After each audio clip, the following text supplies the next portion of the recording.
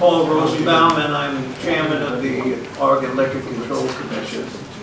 And I want to thank you all for coming out tonight. It's a very nice group, and a couple of things I want to say.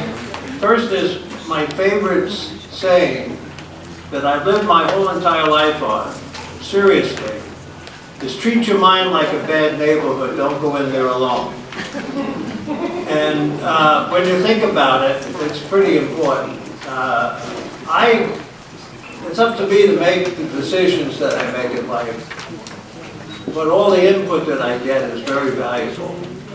And it's my decision, but I welcome all the input. I really have done that my whole entire life. That's one of the reasons why I really felt strong, and so did the rest of the commission, that we need to go around the state and listen. 5 of the 7 commissioners, they're all going to introduce themselves in a minute, so I'm not going to do that part of it. But 5 of the 7 commissioners are relatively new, if not very new.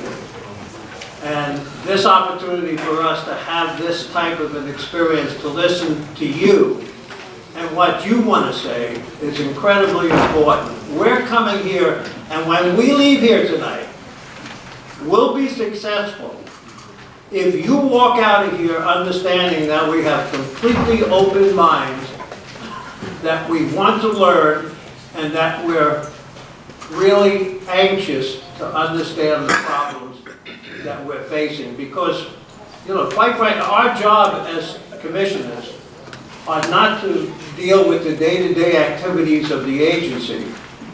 We have an incredibly powerful and bright and very dedicated staff that does that. We make policy. And the policy we make, we have to have input from people. One thing, every place we go, I need to say this because tomorrow morning we're going to have a commission meeting in Ashland, our monthly commission meeting. We're going to be looking at 5 or 6 or 7 complaint cases where licenses are going to be taken away. Not one of us, and we have 5 commissioners, not one of us are allowed to talk to each other about our decisions and our feelings. It's against the Open Meetings Act. So when we go into that meeting tomorrow morning, I have no idea of how my fellow commissioners are going to vote on anything. And that's okay. So these type of hearings, these open hearings today, gives us the opportunity, us being the commissioners, the opportunity to not only listen to each other, but to listen to you. So it's an incredibly valuable experience for us as well. There's $266.9 million that's been collected in state tax revenues on the marijuana so far, since its inception. You probably, most of the people in the room know where that money is going. All right, well, let me take a second and just tell you so that you can understand this part too. Out of the 266 million, 40% goes to the Common School Fund. We have 20% for mental health, alcoholism, and drug services. We have 15% to the state police. We have 10% for cities for enforcement of the measure. We have 10% for counties for enforcement of the measure. We have 5% to the Oregon Health Authority for alcohol and drug prevention. We had a discussion this afternoon about whether or not there should be consideration by the governor and the legislature as to whether or not that should be reallocated. I can tell you this. This industry is going to do nothing but grow. If you don't understand that, there's problems. It's going to grow.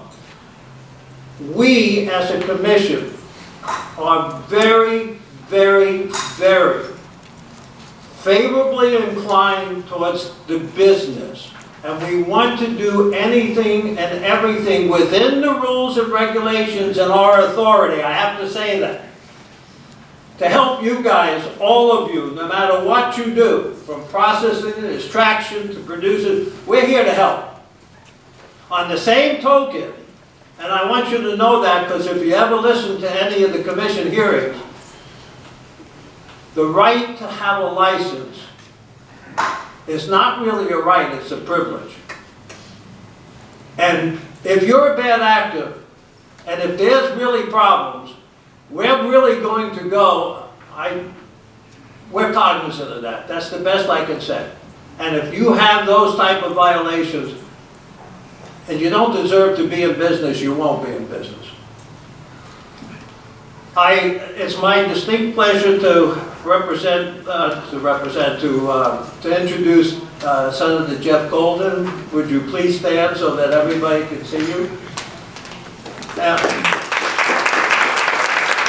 Representative Pam Marsh, I know you're here. There you are. And then, I'm not sure, is Representative Kim Wallen? There she is. Representative Kim Wallen.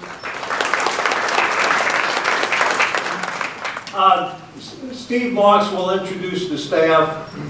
There'll be a lot of questions. We really want, listen, we had 3 hours in bed, we had a great time. We really did have a good time. There was just an open dialogue. There wasn't any pulling of any punches. That's the way we are. Each one of the commissioners are going to either come up here or take a mic and introduce yourself and say what you want to say. You want to start over there? Thank you very much.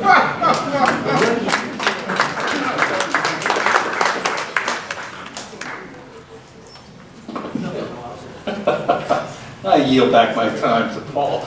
No, my name is Hugh Palcic. I am the newest member of the commission. I think I have a whopping 2 months under my belt. So far it's been quite enjoyable, very interesting, and I look forward to tonight. I represent east of the Cascades. I live between Sun River and La Pine, near Beck. So it was a fun ride down here today. Hi, I'm Jennifer Curran, and I'm from Pendleton, Oregon. So I definitely came the furthest here today. Always, it seems like an 8-hour drive. Well, I flew today. But I wanted to let everyone know that I come from a different part of the state, Eastern Oregon. I'm representing Congressional District 2. It's a very different world up there. When we're talking about marijuana, it's a very different business up there. And I'm always interested in coming to different parts of the state and learning more. I'm not going to talk long because I'm really here to listen from you tonight. So thank you very, very much for coming. I appreciate seeing everybody here and taking the time to come to something like this when the weather's so beautiful outside. So thank you very much for coming. My name is Michael Harper. I'm the oldest commissioner up here in the dais. And it's exciting for me to, again, be in front of some incredible entrepreneurs. I've owned a small business myself for upwards of 30 years, and the creation of this industry has really got me excited, and it's also allowed me to be able to praise some incredible, and I call the words, farmers, the people that made this, not only this state, but this world valuable. And what you do is so important to me. So congratulations, I've been here to listen. I'm also here to enforce. I love children. And so I'm big on the health side and what we do with our kids. So thank you so much for being an advocate for their growth and their prosperity.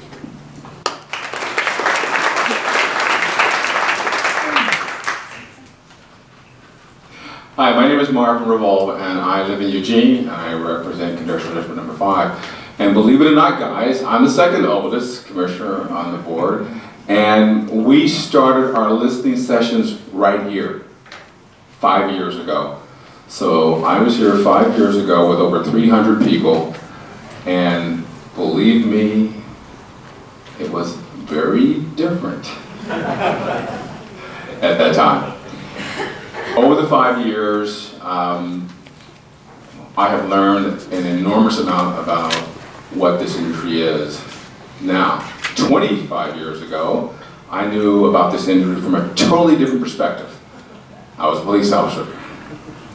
It's nothing like showing up in Eugene 25 years later and seeing people that I sent to jail saying, "You're going to help me do this right?" Absolutely. Because I would brag that I'm now the cannabis commissioner. And my two sons are famous in saying, "Wow, Dad, you've always had the best drugs." That was true. So I think where we are today is really truly at a tipping point on where we're going to go. Things have changed dramatically around the country. I think we are 2 votes short from the U.S. Senate on changing everything. And I really believe in business and in Business Oregon. And if we can't get our act together, there is a juggernaut en route. We have to be ready to protect this industry or we'll be gobbled up. So I'm here to listen about how we can do that and where we can go forward.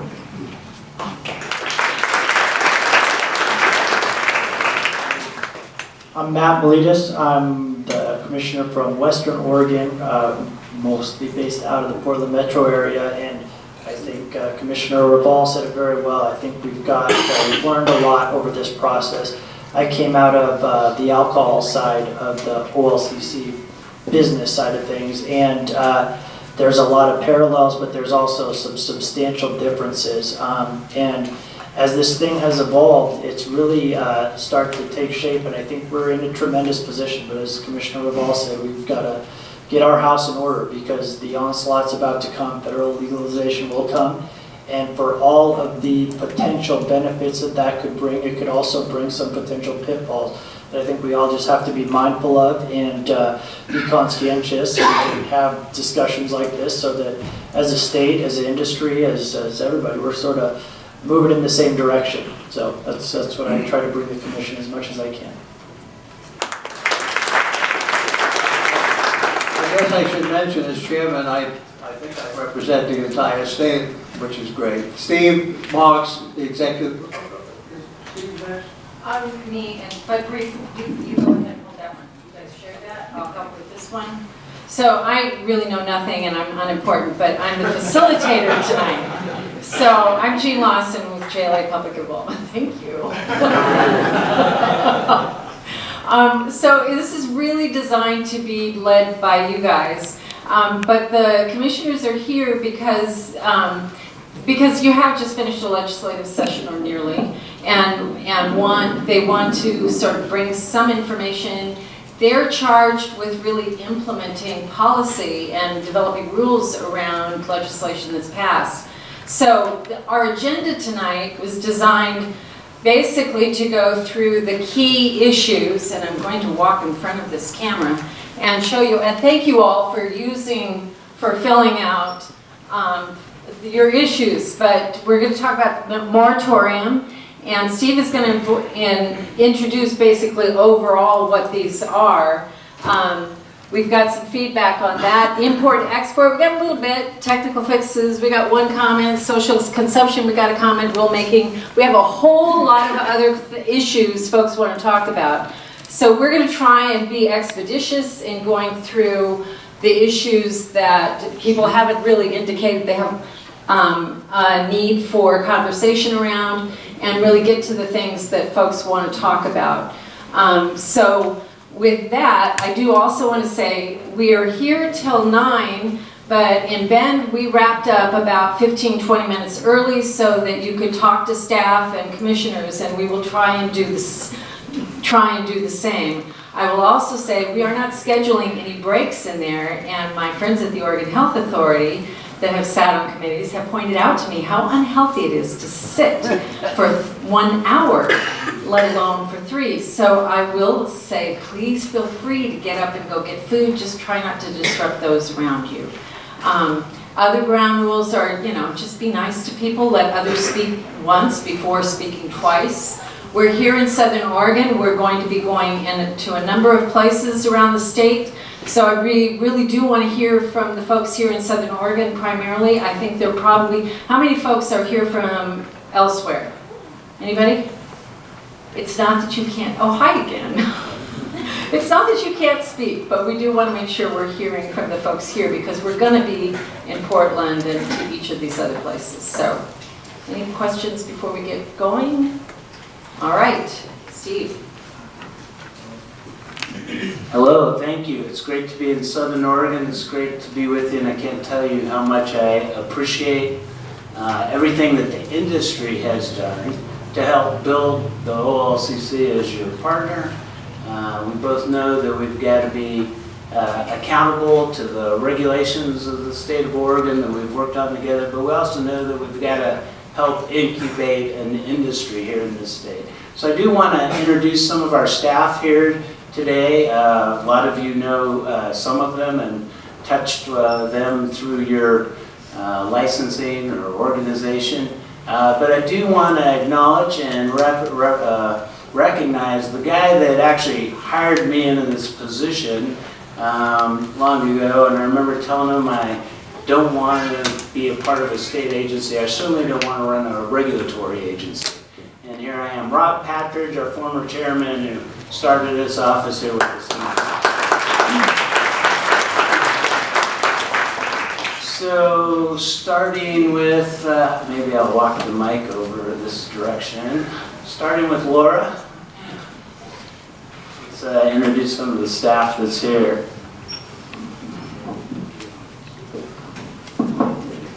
I'm Laura Paul, and I'm his assistant.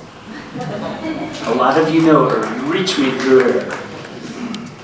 Renee Niedermeyer, Government Relations. I'm looking. Anyone here? And Steve Mark's got a mic over there and can Here, get go. those guys.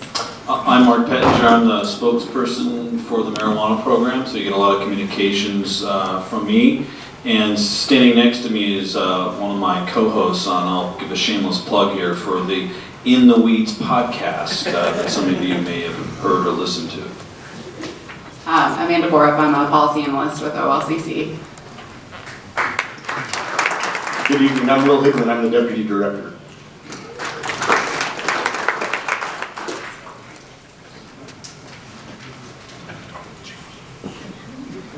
Jim Hunter, I know some of you, I'm the Regional Manager here at the Medford office.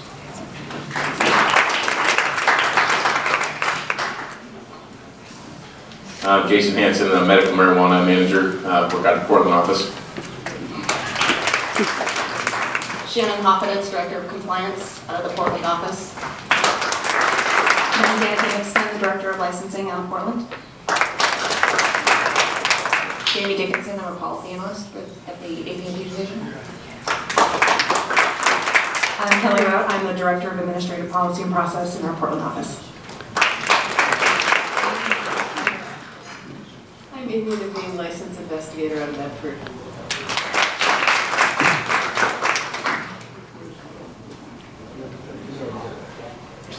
Is that everyone? We got them all? Good, thanks for that. Rich. The po-po. I tried to hide. So I'm Rich Evans. I'm the Senior Director of Compliance and Licensing in Milwaukee. Thank you. I know, like the industry, you've had a lot of stresses as complying with our rules, dealing with the economics, dealing with oversupply, dealing with your competition, and you know, the staff I had has also been stressed, as you've been stressed trying to get you licenses, get your issues, do it as fast as you can. And we know, everything hasn't gone timely and perfectly along the way, and we have our problems, but we have done a great deal together, and we've actually elevated an entire industry and put it in place to work in order. I want to just talk briefly about some of the changes. This is the first session, regular session, where we didn't have a joint marijuana policy committee. I think it took both the House committee and the Senate committees a little bit of time to wrap themselves around the marijuana issues and what they were going to do about them and how they viewed them and what that looked like. So it was quite a different session for the OLCC, and I think it was a different session for all the advocates for marijuana legislation, for and against and otherwise. It was just different. And that's probably how it's going to be from here on out. We're regular part of the Oregon economy, and we're a regular part of the legislative process today. The legislature did a wonderful job. I can't thank them enough for what they did with our resources and for our budget and how much they worked with us so that we could serve you better in terms of what we do and carry out our duties to the entire state for both public safety and for the industry. We're really fortunate in our budget. We've gone a long ways. Not only did they fund an additional 8 inspectors in marijuana, they funded some systems, they funded the beginnings of a new licensing system for marijuana, and gave us enough resources that I feel like and we're all not where we need to be yet, but we're certainly getting some capabilities to act forward, to do some advanced policy making, and to do our job in terms of inspections and compliance. I'm proud of the bulk of the industry on inspections and compliance. Good Harvest was pretty good last year. We had some issues with part of the industry. I hope we do a lot better in this fall harvest season here. I'm looking for us to improve on that compliance as we move forward, and the agency is entirely. And I know, to my mind, for some of the things that we want to do in terms of the larger national issues, I think it's just vitally important to show that some state is doing it right, doing it well, and creating a good, safe, secure legal system that is economically and commercially viable for those that participate in it. And I think you've got to demonstrate that. I think that's part of the bargain in my mind. That's the way I've thought about it. But the more we can demonstrate that this industry is ready to roll, the more open the country is going to be to give us some greater opportunities for commercial activity, give you those opportunities. With that, the legislature did a few things. There weren't a lot of bills this time. There was some thought, but they did do the producer moratorium, and I use that loosely. Initially it started off, it was going to give us the authority to decide what to do about producer licenses. Well, eventually, after a fight on whether we should do that or whether it should be a more open system or we should let businesses compete and fail out, they decided on the producer level to actually prescriptively tell us what to do. Amanda's going to go through some of those particular provisions of that law, but it's an important law. I think it'll help us deal with some of the licenses that weren't moving forward, that were in the system, that were in the way of some licensing. But it will certainly be a delay for those that are back in the line after June 15th of last year. We made some technical changes. Most notably, we got increased violation authority per penalty. So we went from 5,000 per violation to 10,000 per violation. I know that seems like a lot, but let me tell you how I think about it. I think about it 2 ways. For those that are doing have violations where your license is in jeopardy, category 1 violation, I think sometimes the legislature, we might settle or think about allowing that license to say if you pay a higher fine over those violations. So I think it might help some people stay in who we think have not diverted but have had major problems. So there's that. And then as you go out on repeat penalties, I think that'll give us a scaling to move out on our penalties. I don't expect every fine to move up to that amount. The commission and staff are going to be making a recommendation to the commission itself on how to apply that new authority. We got some opportunities to do pilot programs with with medical programs, which is pretty exciting to us to be able to do that. But I just, I guess mainly on that, want to understand that we're taking our direction from the legislature now on the moratorium. There are very limited decisions that we're going to be making in terms of some of the timing on that. But I think it will help us advance the process. So I'm going to turn it over to Amanda, but this gentleman just raised his hand. One quick question on the moratorium. For those people who've been waiting for the license application to be processed for 17, 18, 19 months, how soon do you expect to clear that backlog? Well, that's a great lead into the first presentation, which is on the moratorium. So let's jump into that. Amanda, you want to come on in? Yeah, and let me just say at the been hearing that we expect to be fully deluged with moratoria and questions about timing, and we didn't have one. And it was funny. In Bend, there was no. We have our licensing director, Danica Hitcham, with us, and after Amanda goes, she can help us answer some of those questions to the best of our ability. Okay, so really quick before we go into the moratorium, I just going to go through this just so we're all on the same page. So Measure 91 was November of 2014, and that's a state law, and now it can be found in Oregon Revised Statute 475B. So that's the overarching law that relates to marijuana in Oregon. The law gives agencies certain rulemaking authority, and that rulemaking authority is, when we talk about the rules, that's because we have the authority under the law to make rules. And that's in Oregon Administrative Rules Division 25. So on our website, there's a tab that says Laws and Rules. If you click that, you can find 475B and you can find Division 25. And so I just really like to highlight that there's a big difference between a law and a rule. A law is what the legislature sets and gives authority to the agency to write rules. So when we change rules, we're changing things under our rulemaking authority.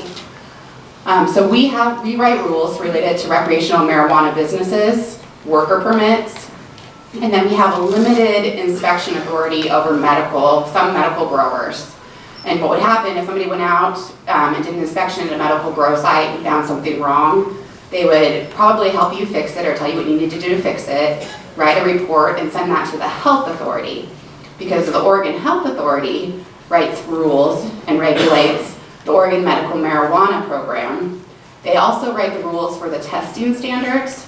So all the testing requirements are from the Oregon Health Authority for both recreational and medical, and the requirements around testing and lab requirements.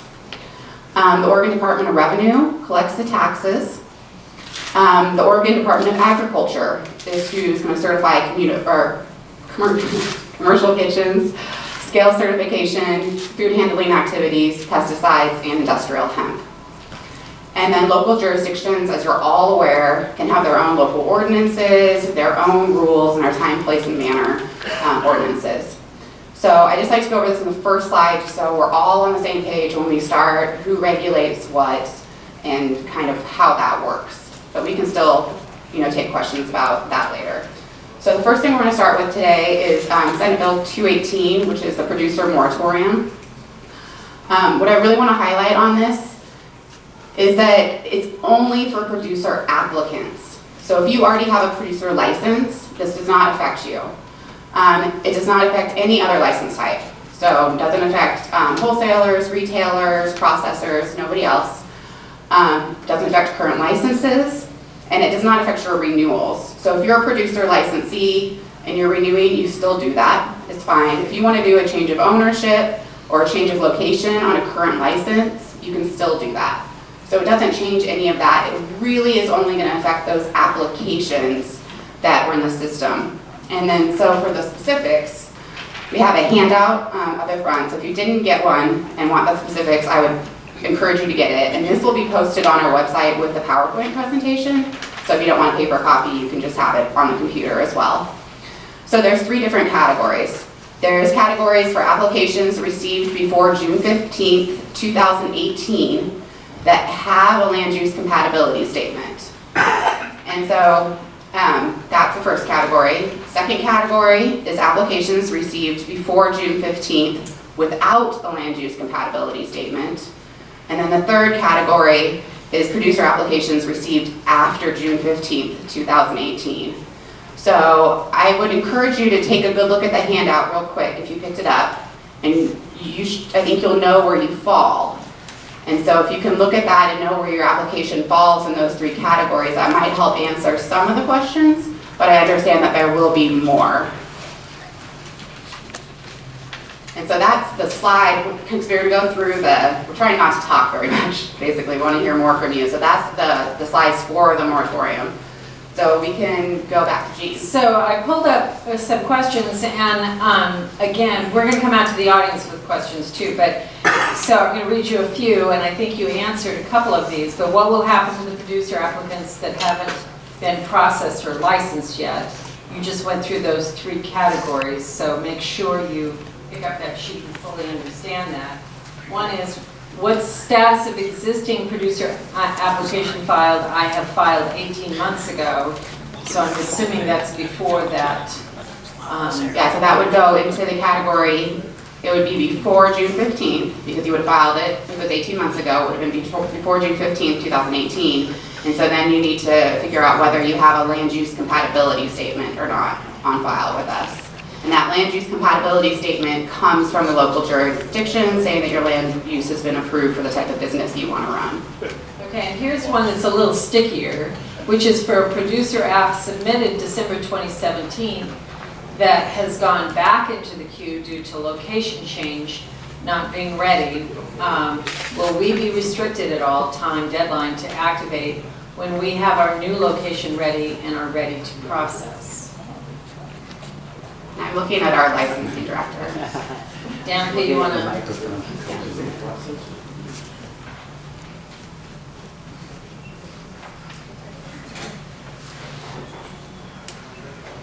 So if the question's asking whether they can change locations for the application, there are some restrictions in Senate Bill 218 about not being able to have a new location on the application. So that might be an issue if they are seeking a new location. Okay, and then if, after we're done here, like Jean said, we'll be around for a little bit. So if somebody has like an actual specific, they can email marijuana.licensing@oregon.gov, and then Danica will also be around. So if you have a specific like that, she might be able to give you some more detail. Okay.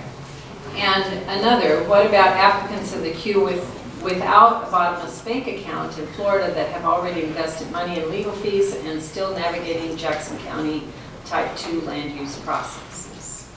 So that sounds like there are some specifics that I'd be happy to talk to them about that. Yeah, so see Danica, okay? Whoever wrote this one? All right. Now, will cities and counties who've recently opted in at the beginning of the year be able to expedite the licensing process? So, like we've said, this 218 only affects producer licenses. So when cities and counties opt in, all of those other license types are still available to be applied for. I just say, and by policy, in part, when a new jurisdiction has opted in and hasn't had the opportunity to be a part of the system within our capacity, we have tried to elevate them, get them some licenses, move them forward because they haven't had the opportunity to enjoy any part of the cannabis industry. So we've made that a priority when the city will flip from opt-out to opt-in to help them get retailers in business in their communities and growers and others. But we've done it with the limited staff capacity we have. So we do make it a priority. We haven't had those many of them at a time, so it's been pretty manageable for us to do that. If you're in the queue and if you're waiting on assignment, it does take a little bit of our assignment time away from the other longer queue, but we do make it a priority as we can. So, Amanda, the last one, I think, explain in more detail the producer moratorium. You have done that, but when will new producer licenses be accepted? Oh, that's great. That's a really good question. I didn't put it, I might have put it on the handout. It does. The law is in effect until January 2nd, 2022. And at that time would be reevaluated. So I imagine it would be based on probably the supply in the state versus demand. It's a guess.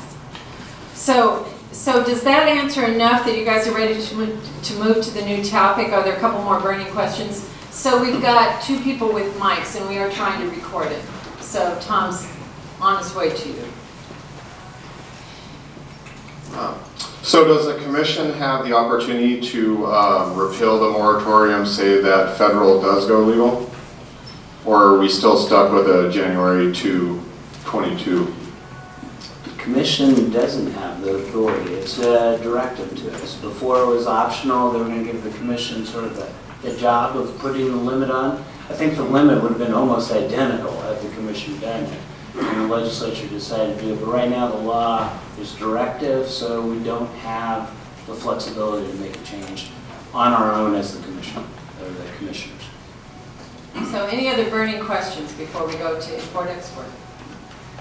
One more, right over here. Mark's got the mic for you. On the differences between the three different categories in the moratorium, is there any preferences or as far as when they're starting to look at the applications a little more? The ones in category with the received Lux form, and I'm not a very good job asking the question, but is there any preferences on how this goes in the three categories? So up to this point, we process applications based on the date we receive them with the approved Lux, and so that's been kind of our process, and we're continuing to do that, and I anticipate to continue to do it. So it'll be the earlier ones that applied and submitted that Lux to us. We are looking at some different policies or ways we may do that, particularly for those producers that have been in there for a year or more at this point. We were looking at maybe a process by which we could have people let us know that they're more ready and assign those ones faster over somebody that may have been, isn't quite ready to go. So currently it's based on date, but I would stay tuned for some changes to that. Okay, let's move to import-export, okay? All right, so Amanda. All right, so this one, still, like I said, we're going to try to get through the slide actually pretty quick. What I really want to highlight on this one is this is a law for preparation. This is not a law for action. So currently it is illegal to transport marijuana out of the state. So this bill does not change that at all. So I just want to really start with that because I know some of the news headlines may be a little misleading around this bill. So I just want to make it really clear to everybody that export, import, completely illegal. Okay, so the law becomes operative if the federal law is amended or there's a federal opinion or memo that's released allowing for interstate transfer. And it would allow the governor to sign contracts with other states for this import and export. The law also allows the OLCC to provide policy recommendations to assist with the implementation and enforcement based on the terms of the compacts. So really, my guess is the real reason for this is, let's say the federal government decides tomorrow to allow this. Well, we're not in legislative session, so it wouldn't be allowed in Oregon. Basically, this just gives the governor the option and the authority to be able to enter into these agreements if something changes outside of our legislative session. So like I said, preparation. And so one of the reasons we want to talk about it today is because we do want to hear ideas about how the industry would like to see this work. Our commissioners would like to hear your thoughts on, what would import and export look like? Should it be a certain license type? Should it be all license types? Should the state play some sort of role in the import or the export? They're all questions that everybody's thinking about, and we want to hear from everybody around the state really about what they're thinking about how this would look when it's something that's possible in the future. Okay, so your questions. The first one up is really just straight up, they're interested in market development. So any comments on market development? Well, in the context of import-export, probably not yet. But that opportunity we got for recommendations to come to the commission, I think, are important. Right now, it seems like interstate market development is really the work of licensees going from state to state, figuring out how they're branding, how you're recreating yourself in each state right now. In terms of market development and assisting you with rules that allow product innovation and development within Oregon and within our system, I think we're very interested in that. We're very interested in advancements around how you market your products, what you do with packaging. I know there's a whole movement around the recycling of packaging. There's movements around what you can and cannot put into oils and how you extract and use terpene flavors. and without THC in them, and with THC, a lot of developments and innovation in this community. So to the extent that there are issues you're interested in to develop markets, we're going to continue. We have a rulemaking on exports. Well, not a rulemaking. We'll have some recommendations to develop, but we're going to be doing the 218 is going to be a temporary rule done by the Commission in August. We're going to open a general rulemaking around our old marijuana rules. So you have a chance to change some of those things that maybe have hurt your marketing or in your marketing. Some of them won't change because they're important to us for public safety, but we'll at least have the opportunity to consider those things. I just want to say on import and export, I want to say, one, Adam Smith did an incredible job, I think, for this part of the industry and elevating this idea in the legislature. I think it's tremendously important. I did a panel at the National Conference of State Liquor Administrators. Funny thing, every time I go to one of those conferences, I always end up speaking on marijuana. But we were actually talking, and they're very interested in this law, and this became a big topic of conversation. It was one of the first marijuana discussions I've had on the policy of marijuana in the United States rather than what each state is doing individually. And it was really both kind of exciting to be on the cusp of that. And I think these recommendations are really important. I think they put us on the national forefront of policy development for a system. You know, in alcohol, it's an 80-year-old system. We have 3 tiers in it.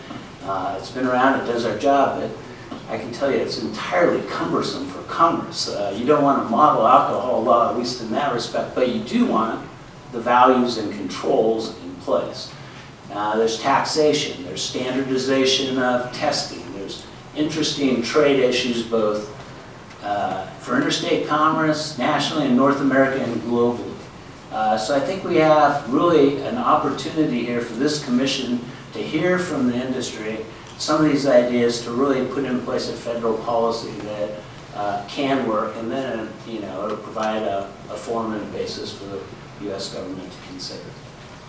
So we've got a question, how do we start the process of putting our regulations on par? Did I read you guys? Okay. How do we start the process of putting our regulations on par with other states so we can be competitive in a national, international market? Edible potency, testing, etc. And I think you kind of were hitting on this. And I'll hit on one more thing. Next week I'm going to Alaska. Alaska's hosting their legal marijuana state. And the states, we've been affiliated loosely. First there was Colorado, Washington, and Oregon, and Alaska came in. And we've been meeting. We don't have an organization yet. We're too young, and there was some nervousness about forming a government-based cannabis organization. But we are talking exactly about how we look at standardizing practices, testing, what are the important things. Now, even the metric system is confusing. It's all not metric, right? Some of it's imperial measurement in there, and it really creates differences. So there are a lot of things to think about in terms of testing, in terms of tax policy, and for harmonization. And that's the word that we're using generally in the regulatory community is how do we harmonize? We're not going to be exactly the same, but we can't all have our own universal symbol for marijuana and really make it work in a nationalized system. So it's an interesting discussion. I'm actually hoping out of this meeting next week that we may take the first sort of concrete step to move forward and actually form an organization that's recognized between the states.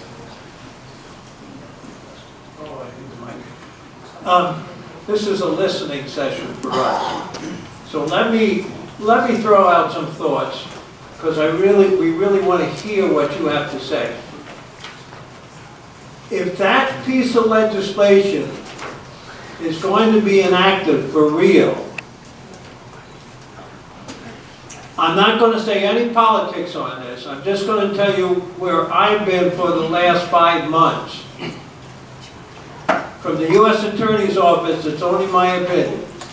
From the U.S. Attorney's Office, if the present administration stays there, there'll probably be, I don't know for sure, but there'll probably be another 6 years before this is enacted, okay? Forget about the politics. We're talking about your business. If there's a change in administration, it might be 2 years or a year and a half. Now think about this, because this is what I'm amazed about right now. I'm going to make a statement, tell me I'm wrong. If this goes into effect, the one area in the state of Oregon that will be most probably positively effective and negatively effective will be right here in Southern Oregon. Period. If you tell me I'm wrong, tell me why. If you tell me I'm right, tell me why. We're going to get involved in this thing, and we need input from you. You are the Bordeaux of the marijuana industry. Okay. Raise your hand. Wait for the mic so we can... Now I got you started. Let's hear it.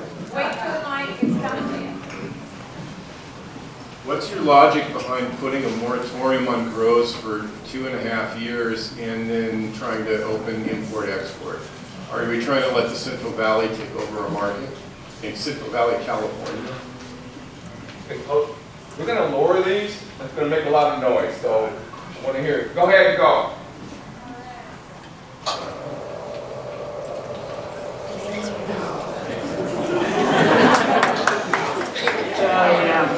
That's political, but no one's deferring our industry to California's industry in the legislature otherwise. They wanted a moratorium because we had a glut of marijuana in this state, and a lot of the industry itself was asking for controls on production so that supplies could help the industry economically for those that were in it. That left some people out who have not had licenses yet, but none of the legislature compromised to California standards. And California, by the way, has very low public adoption of their recreational system. And I think we were running about 55% in terms of total. So I think it's important. I think California, we need California to really bolster their act to help support moving forward as an industry. We in California, I'd argue, are the most like states. The rest of the states are pretty boutique in terms of their marijuana industry. They came from a regulated ration system to begin with. And there's very few licenses and very few retailers, and it's very, very controlled. Ours was wide open. I think that's part of our success. I think that's part of what brought so many people in. But you're right, the legislature and the industry and us looked at it and said, there's a lot of supply right now, we need a break. They only did it for 2 years. And they didn't give us discretion, but they only did it for 2 years. So that's not very long in terms of our lifespan. And we're not going to stop overproducing, and we're going to have enough production, I think, for Oregonians to consume over that 2-year period, and that's all that's legal. Why is it hard to buy marijuana right now, then? That's really interesting as well. And it is hard to find outdoor flower. I'm hearing in the market for outdoor Southern Oregon flower, it's hard to do. You can find some indoor produced flower throughout the state, and there's others. We're already starting to get notices of harvest from down here where we're checking out. People are starting to harvest already. We've got some early ones moving forward. There'll be some more flower in the product, in the pipeline. But if you think about it, and I was worried about, because our study said, well, there's 6.5 theoretical years of supply inside the system. Not a chance. Well, yeah, and there wasn't. That was about all products, and that didn't include waste. So people's understanding of what that meant, I think, was conflated. But every time, and if you talk to, and I commend him to you, and he's often on the podcast, TJ Sheehy does a lot of our data analysis. And if you look at, this is part of the cycle of Southern Oregon every year. Flower turns, the supply of flower is very diminished at this time of year in the prior cycles. So there's part of that old cycle, because our production was so high, I think it was noise around this, and it was hard to tell that we were in an old cycle or not. I'm not giving you the definitive answer, I'm only talking around. What do you think the definitive answer is? I just want to know the logic behind closing off grows and in opening up that import-export? There's We're no, not to open me, yet. it's totally illogical. So export's not open at this point. Well, no, until it it's could be federally in the 2.5 years that's down the road, which you kind of pointed out depending on the politics. And in 2 years, the law will be sunsetted and not in place, and we could license at will. But Unless then we can wait legislature So you guys are- reenacts. 2 years to be licensed following that because of how long it takes to get a producer licensed. I've got 4 licenses in the queue that have been waiting 1.5 years. I've got a dispensary that's paid you $2 million in the last 2 years. And here I wait for vertical integration and a tax break from 280E. Can we go there? So, you guys, I don't want to get into debating or dealing with a particular one issue, but I do want to make sure you use your experience to raise the issues, which you have. So thank you. So other thoughts on the import-export? The chair was asking whether you had any thoughts about what should be considered when that happens. I see a hand here, but first I saw a hand right back there. Okay, thanks. Well, since you're asking for comments on the import and export, one comment that I would have is that if theoretically it were to become federally legal, or at least import and export legal within legal states, and each state kind of has their own rules as to how it has to come in and how the rules in both states need to combine and stuff. The comment I want to make is that right now for a producer in Oregon, 100, 200, 300 pounds a month might sound like a lot, but in a national market it won't be. So many of those producers, I think, will have to rely on e-commerce to actually see their business prosper in the national market without being eaten by people that control the wholesale and the transport, probably the same people that are really experienced in transporting tobacco, liquor, beer. So, and then they're gonna set the prices, they're gonna regulate their own market, and they're gonna push down producers to whether a situation of you want us to take it or not. I mean, you only have 200 pounds, we need 50,000. So if the rules are made in a way that there's no way for us to engage in e-commerce and just get 10 pounds to someone somewhere legally, then we're going to get eaten by those people. Whereas if the rules are made in a way that if somebody in Maine does want a smaller boutique quantity, we can make a relationship with them directly without having to go through those giants. It's going to boost a lot of the Oregon standard and production, I think. That's my comment. So you want to make sure. So thank you. So you want to make sure that the commission considers, if rulemaking moves forward on this, how to protect the producer, the smaller producers in that, so you don't get lost in all of that with the. Yeah, I wouldn't say I need protection. I would just see I need a window to e-commerce. Gotcha. Okay. Thank you. There was someone here. I just had a question about what license type. Are you going to allow all license types to participate in import? I would like to just call this the export bill, but if we have to do import too, I guess we can. But I was just wondering what license type is going to be in charge of the transfer in between the states, and if we do designate a license type, can we build some sort of tax in there to benefit Oregon and make sure that we are standing tall for Oregon and kind of holding our own? I think that, that's not untied to the question and the concern he just raised. How are we going to do that? And, I say, and I think there's a way to think about a window for e-commerce, for small businesses to be able to access customers on the other side of the country as you think about it. The rest of the country is concerned about control, safety. So I think we're going to have a pretty detailed system. I kind of described in my talk I gave, every state that's legalized, you got opt-in and opt-out jurisdictions, cities, counties, parts of your state that aren't in, and that's almost uniform amongst the states. We're going to have that same circumstance across this country, and we're going to have to get the rules and laws in place if you want to make it happen. You're going to have to make a whole lot of this country comfortable with the system of sending marijuana legally around the country and how it gets delivered and how it goes there. So whether a particular license type or wholesaler, or, I'm a control state. I take all the distribution of liquor and distribute it.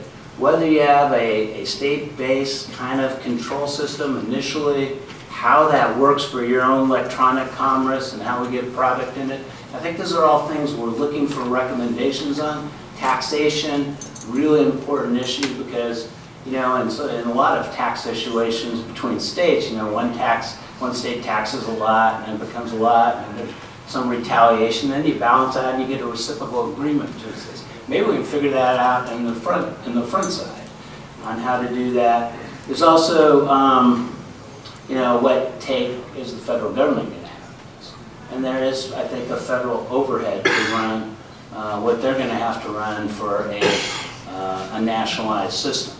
So I think we're going to see all those things thought about and come together, but us looking for recommendations. But I think we got to think about it, not just about how we do business, but how others are going to accept the business that we do. Steve, if I don't do that, he won't shut up.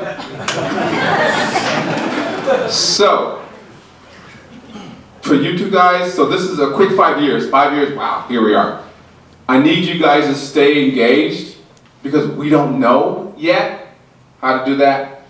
And we don't know, which license, what's most effective. So, no. So the key is I need you to stay engaged, and because we're going to start having those kind of meetings, what we're afraid of is that tomorrow the feds say pull the trigger, and we're not ready. So I need you to stay involved, okay? Because we're going to have those kind of meetings, and then we'll make those kind of rules. But I'll forget because I'm old. One other thing, we get calls from all over the country. Believe it or not, I hope you do, Oregon is considered a gold-plated example of what they should be doing. And the states call up and say, what do you think of this and what do you think of that? So from our point of view, if the feds pull the trigger tomorrow morning, no matter how much we really don't know today, we're going to be a hell of a lot better off than the rest of the country. When you get Alabama that starts putting together medical marijuana, you know this industry is on the way up, not down. I mean, you know it. And we're involved on a nationwide basis with the other states, and we're really in a great position to do these things, and we're not in that great a position yet, but a hell of a lot past most of the other people. And one other thing, I hope you get the idea before we leave today that we're on your side on this, because we really do want to do what's right on this, and that's where we're spending the time.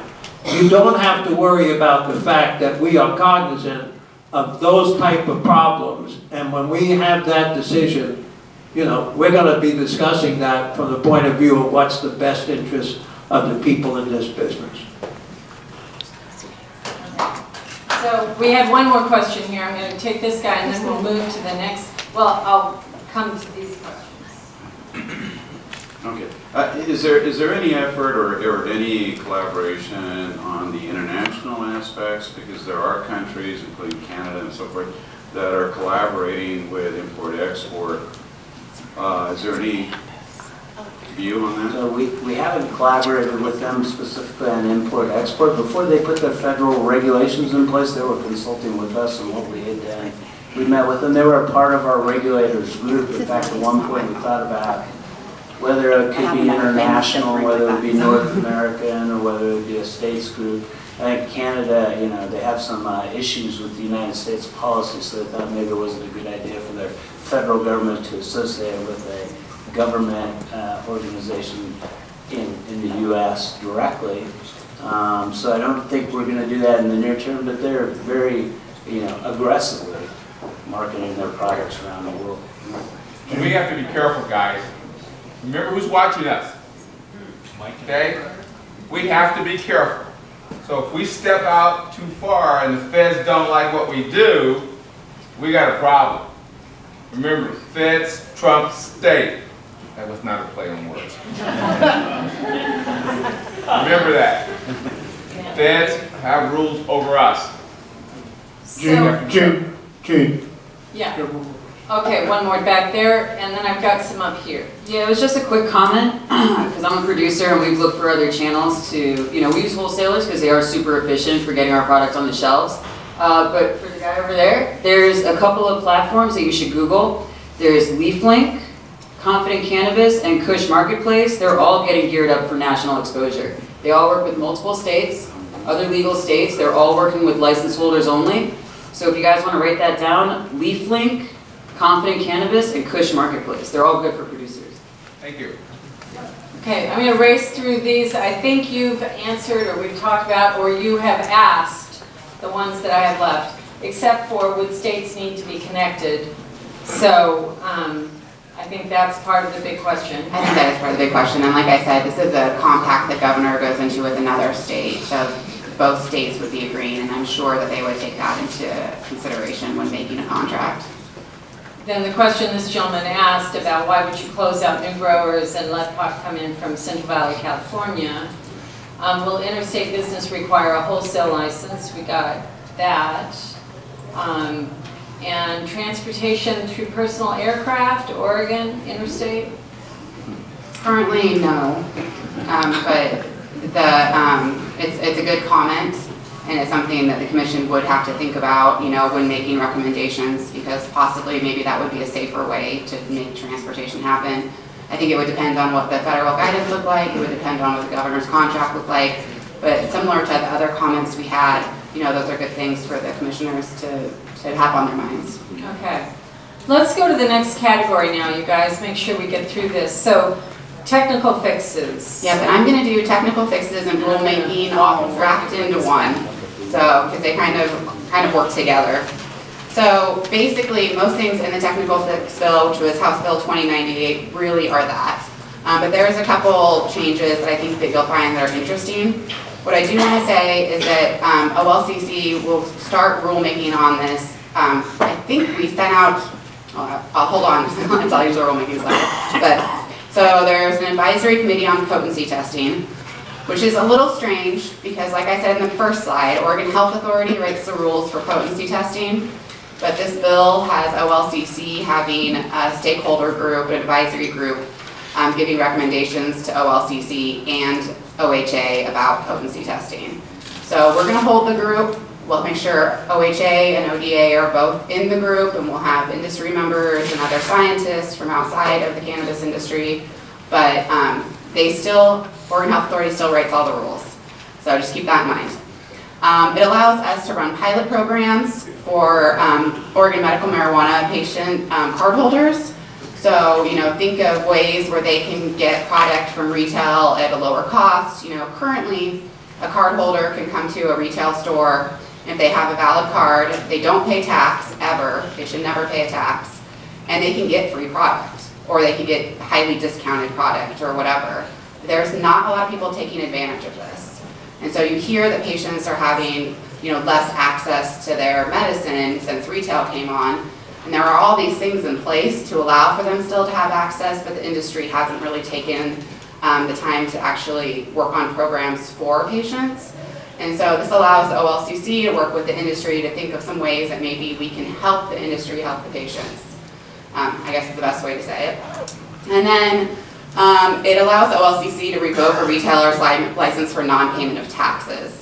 So this is a big one. Like, you're collecting at a retail store, you're collecting a tax on every sale to a non-card holder. Some people are just basically keeping that money like it's part of the sale. I mean, you really have to look at it as that's a sales tax, and the reason you're collecting it is to pay that sales tax to the state, so it goes to the schools, law enforcement, cities and counties, like we said. Yep, just one second. And then the last thing here is it raises the upper limit of fines. So currently our biggest fine is $5,000. This would raise the largest fine to $10,000. And this is why I wanted to do rulemaking in kind of the same breath, because the types of fines that will be $10,000 are something that will have to go through the rulemaking process. So it's nothing that we'll decide on our own or the commission will decide on their own. It's something that's part of the public process. So rulemaking for the 2019 legislative changes was initiated last month. And basically what happens is our commissioners basically give staff the approval or the authority to start the rulemaking process. So we'll hold Rules Advisory Committee meetings for feedback on all the proposed rules this fall. Actually, I think starting in September, so a little bit before fall. What we're going to do, if it didn't come out today, it's probably going to come out tomorrow. We actually have an online survey where people can apply to be on an advisory committee. They tell us what type of license they have, what they're interested in, why they want to serve. And so that way we can get basically new licensees into our advisory committees. You know, some old licensees too that maybe have done it before, but we want to make sure that we're getting more people's opinion from throughout the state. And so this is basically it. Watch for communications. It'll come through our listserv. It'll be probably on our website. I don't know how exactly that'll work, but for sure it'll come through our listserv. So everybody that signed up to get emails, you'll get it. And it will also be for the potency committee, and then probably some other, pilot programs for the medical patients. Won't be actual rulemaking, but we'll probably hold advisory committees so people can come and share ideas. And so we'll be using those applications for basically all of the upcoming rules work. Oh, and the last thing from the technical fix, I have to mention it because it's my favorite. They changed the law so that, and we'll do rulemaking before it happens, but producers can actually have keef and they can transfer keef. So keef is not considered like a hard concentrate. I mean, still concentrate, but it's something producers will be able to produce, since you guys already are. It's been a huge headache forever, so that is in the process of being fixed. And so we'll do rulemaking around that too. So there was one question on the technical fixes and one on the rulemaking, and the first one you answered, which is how do I get on an advisory committee? So you guys got the applications are there. And the second one, OLCC fines are cruelly steep for small farms barely getting by financially. What can be done to reduce OLCC fines for small farms? Don't violate the law, you won't have a problem. So you guys, That's us, guys.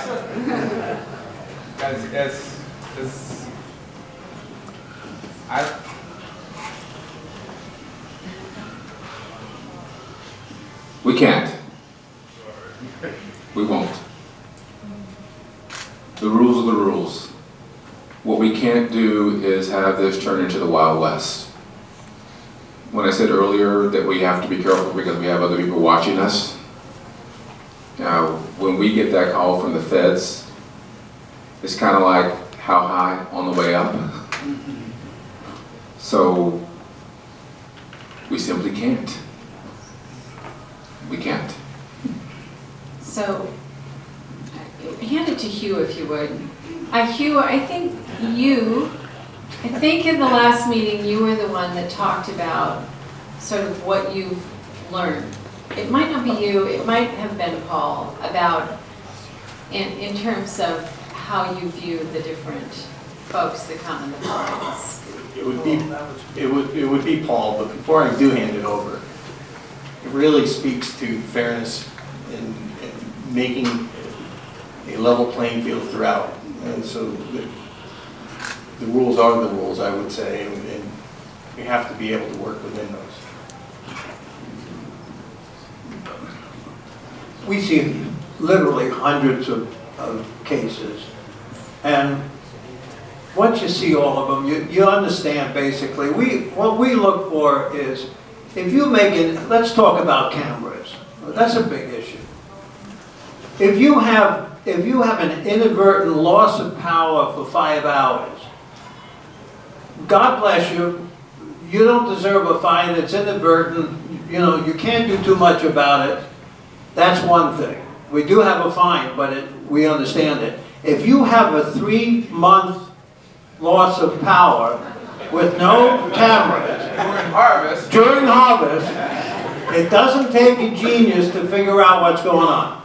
So we do make a huge distinction between an inadvertent error and somebody who's consciously trying to circumvent the laws. That's what we just won't tolerate it. And other than that, you know, I'm going to say it one more time, probably say it 3 or 4 more times tonight. We're here to help you. We're not here to punish you. We're not here to make it difficult. You have enough difficulties in business. We're all business people. We understand that. I've run a company, a big company. I'm a CEO of. I understand that.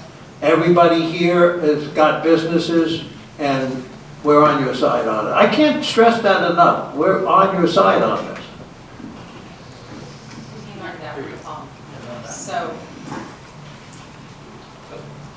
right, Amanda, so any other burning questions on this before we go to social consumption? I just had a quick question. You said Hang on a sec, we need mics, so Tom's on his way. He'll hold it for you.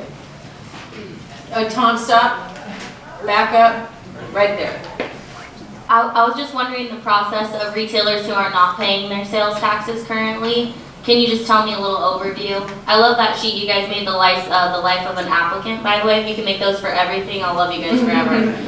But just kind of what that process looks like of retailers that aren't not only paying not their sales taxes. I also own a dispensary, and so I pay my taxes every month. And I'm also just wondering about payroll taxes as well. Is there any ratification on that side as well for people who aren't paying their people on the books and who are not paying sales taxes? Because those are my competition that I'm competing against with way different margins. Totally, yeah, and those are really good questions. So employment taxes would be a different agency than us, but you... Are you guys talking?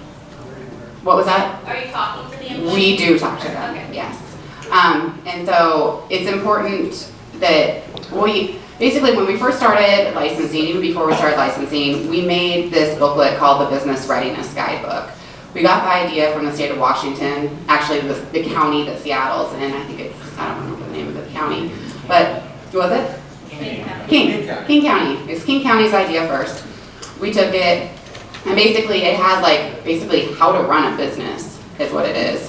And so there's information in there about how you do your employment taxes, about how you make sure you have safe workplace for your employees, things like that, because you could still get in trouble from OSHA if you don't have a safe workplace. If you're not doing your employment taxes, you get in trouble from the employment department. If you're not paying your regular taxes, you get in trouble from Department of Revenue. So it's not just us. Like I said on that first slide, licensed marijuana businesses, and we have compliance and enforcement over marijuana businesses. But you're a business in Oregon, so all rules still apply to you. And so I think it's good to keep that in mind. And then what will happen in the future with the Department of Revenue, and we work with Department of Revenue really closely because they collect the taxes. They basically will inform us when somebody has missed paying their taxes for 2 quarters. And then, we'll work with them to kind of figure out, if you're short $10, they're not going to get your license pulled, right? And this is for people that are literally not paying their taxes. So, and there will be more information that comes out about it as time, and we'll have to add to the rules for it as well. And so, I wanted to, before I go into social consumption, really quick, just really highlight the rulemaking process, because you'll notice when you guys were talking about violations, all of the commissioners talked about the rules. So the rules are really important. And so when we have rulemaking about the higher fines, we're definitely going to want to hear from you guys about what types of violations those should be. And it's really, really important that it happens when we're in rulemaking, because after the commissioners vote on the rules, they're done. They're closed. They're the rules then. And a lot of times what happens is after they vote on them, after they're on the books, then everybody's like, oh, wait, that's a horrible rule. You shouldn't have never done that. It's gonna, kill my business. And that's kind of too late to hear about it. So it's really, really important if you're interested and you want to be involved, that you apply, and if you maybe aren't on a committee, maybe you go to the meeting or listen to the meeting or send an email with your comments to the OLCC so we can get the information. And so social consumption, this one's really quick. The only thing there is to say about social consumption for the most part is that the bills did not pass. There were 2 bills, one that allowed smoking indoors, and this is, I mean, there were way more than just this, but one of the bills allowed smoking indoors, one of it allowed smoking outdoors. And so, and there's, like I said, a lot more to the bills, but neither of them went anywhere. So it's still out there. So this has been something that's come to the legislature every session since Measure 91 passed. So if I could guess, I would say it's going to come up again in February. It's probably going to come up again in, what is that, 2021? I don't know. So the conversation is going to continue.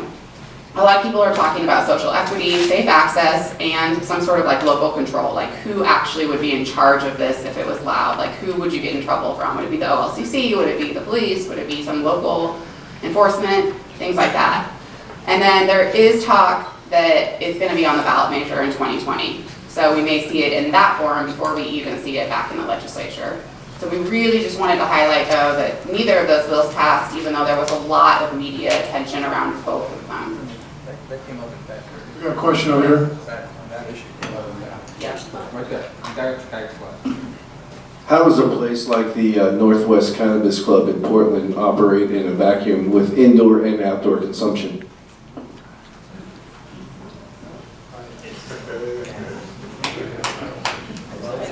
So, right, they're not a licensee of ours, we have no jurisdiction. It's local matter in terms of their enforcement and what they go forward with. And, you know, some they, you know, Portland isn't apparently enforcing it. And I don't know how much they do indoor, outdoor, but it is a local enforcement matter. You should mention we've met. We know the problem there. Believe me, we know. What are the problems? Well, the problems are is that we know that they're not being regulated at this point. We went to the local police department and we've talked to them and asked them to please understand what's going on. So we're not operating in a vacuum. We understand that, believe me. And when you asked the question, I got a little bit tight in my stomach because I just know Mike, the owner, and he's told me that they're under the strip club task force in Portland, and they told me that they said that they're the least concerned about that institution and any of the people on the list. I said, when you asked the question, my stomach got a little tight. So I guess the point there is, this is not an issue that these guys can address. It is. Okay. It's an issue that we can. So legislation has called on us to have different rules depending on what the type of social consumption is. And I think one of the, so I'll just give my 2-bit analysis of sort of what happened. I think it was very unfocused conversation. It was social consumption and it was the mix. It was the cannabis club, bring your own product, social equity environment, or sort of, for lack of having my marijuana initials right, it was BYOB, right? And that's the kind of environment that's probably set for OLCC to license or regulate. I think that's a local, probably a local jurisdiction question. You know, and all of these involve local sign-offs regardless of if OLCC was to have a role or not. And then you have the issue of sort of the restaurant environment or social environment where it's just indoor, outdoor. Maybe the corollary to our bar, right? Like the liquor bar. That's an indoor-outdoor debate. I think probably that's one where if the local jurisdiction said do it as a regulatory agency, thinking about the components of regulating the sale and service of cannabis in there would be something we need to work on with the industry to figure out what that is, how much you can serve, what that looks like, what makes sense in that kind of social environment. And I'm not sure how to do that, but I think it has more to do with quantity and maybe dosage restrictions and time. And then you got edibles and smokables, and you know, edibles are much easier to deal with in terms of the indoor clean air. And then you have the retailers that wanted to have the opportunity to maybe do the tasting bar. That's a whole different thing. Certainly, we would be involved in regulating that, as there are licensees today, and figuring out how to do that. So there was this mix of different ways, different wants, different desires. I think of the cannabis group. All of them involve local government approval first. So I think you got to think about how we focus, how you, if you want to achieve that, focus that discussion a bit, and help us think through our role we would have and the ideas that you're putting forward and whether they're necessary, unnecessary, and how that might work. So I think we should, because we have a huge number, okay, let's take one more, and then we have this huge number of other issues. I want to make sure. Can I address something of this gentleman right here first? So today we met with a number of law enforcement individuals. And one of the things that came out of that meeting that has to do with frustration, has to do with, law enforcement doesn't know what the rules are going to be. And when you have prosecutors who won't prosecute because they don't want to know, they don't want to know. They don't know how far to go. And so so we don't have the authority to do anything about it, or we may not have the authority. And some of that boils down to what law enforcement will and won't do. Truthfully, when I had a prosecutor who told me they weren't going to do certain prosecutions at certain levels of theft, it burned me to no end, because that victim was still a victim, and now you're not going to prosecute that because they stole less than $10,000. And so from street cops, it's like, excuse me, I got a wife and 4 kids and I need to go home, and you know what, you're not going to prosecute these guys, so why should I even arrest them? We'll just throw the stuff over the bridge and go home. That's part of some of these issues. Believe me, for me personally, from my opinion, if I had a way to deal with that, I would deal with it and they wouldn't like it. So, there are things that we can do and we do have control over, and things that we don't. And until we get some cooperation one way or another, or clarification, there are going to be holes.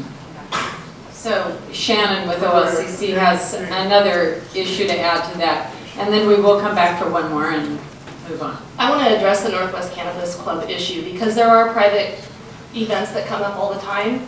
This one did come up a while ago, as Chair Rosenbaum said. We did meet with the local authorities and we did work with them.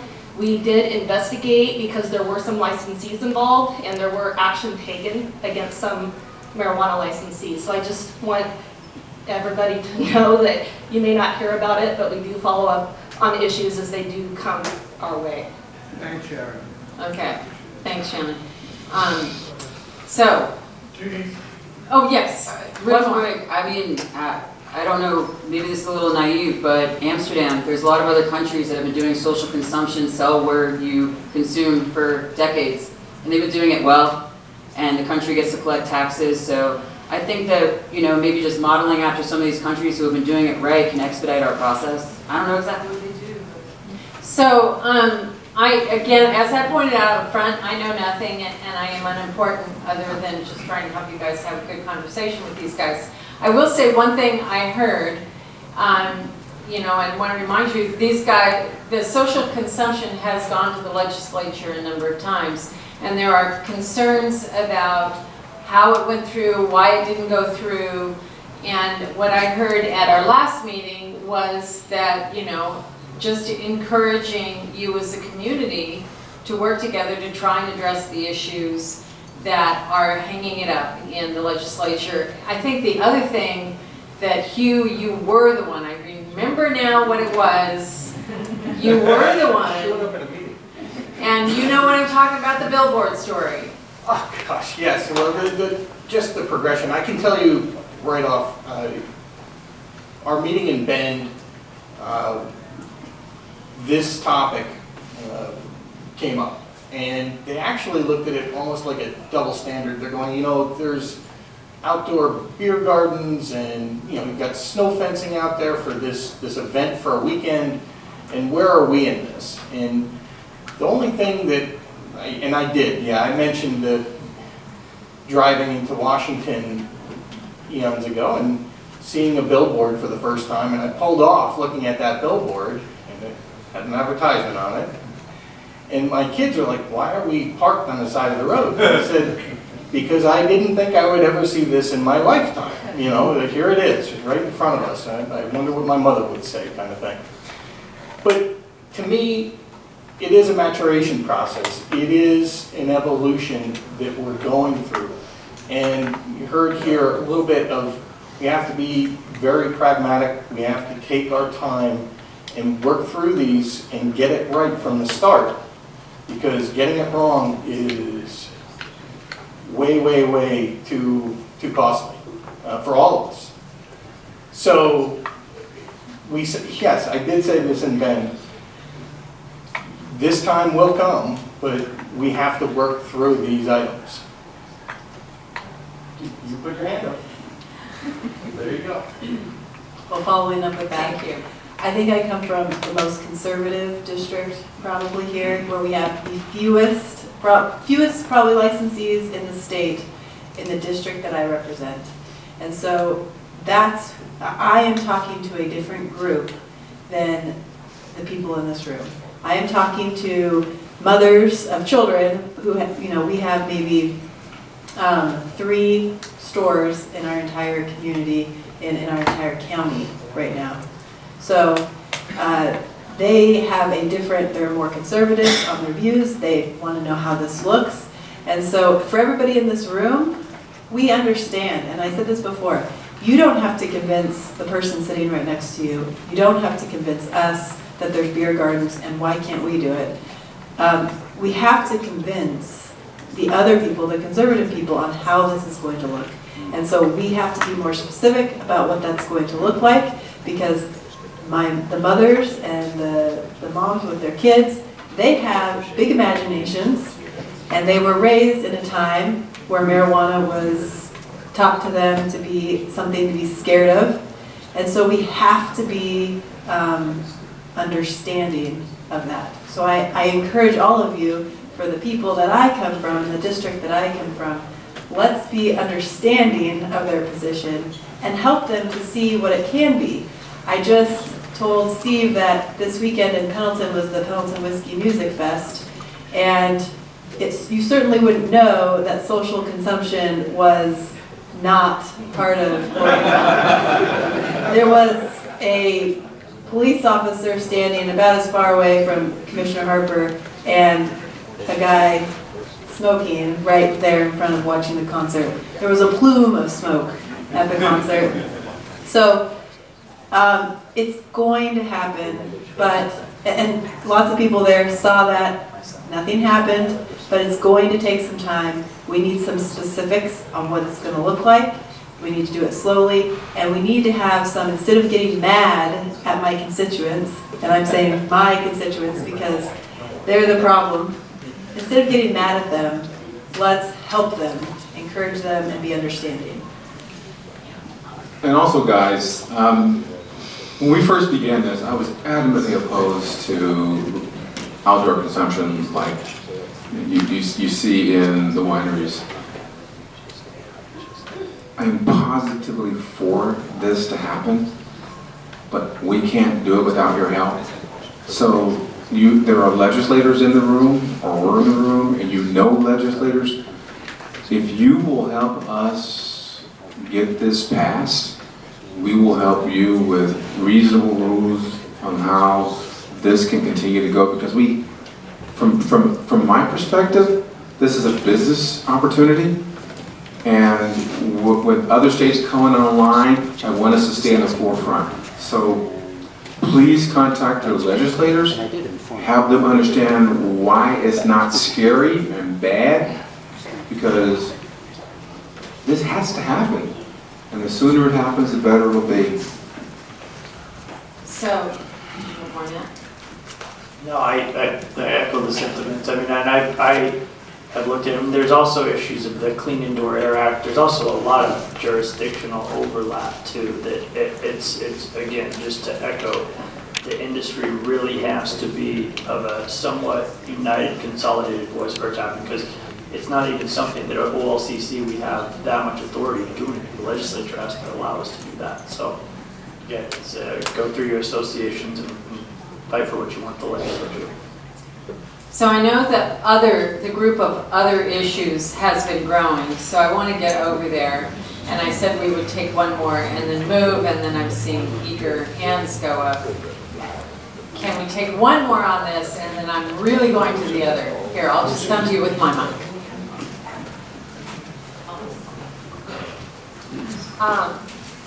I know you guys are saying that one of your priorities is to increase the usage of the OLP cards that are being given to medical prescribers, but have you worked with the other organizations? Because as we're going around the south of the state, you know, we have medical marijuana users who can't use the medical marijuana because the big pharma won't allow them to get the treatment they need if they have used medical marijuana as treatment in the past. So have you worked with other organizations that have that as their priority to get that law through the legislature, because big pharma is a huge competitor for any one organization at a time?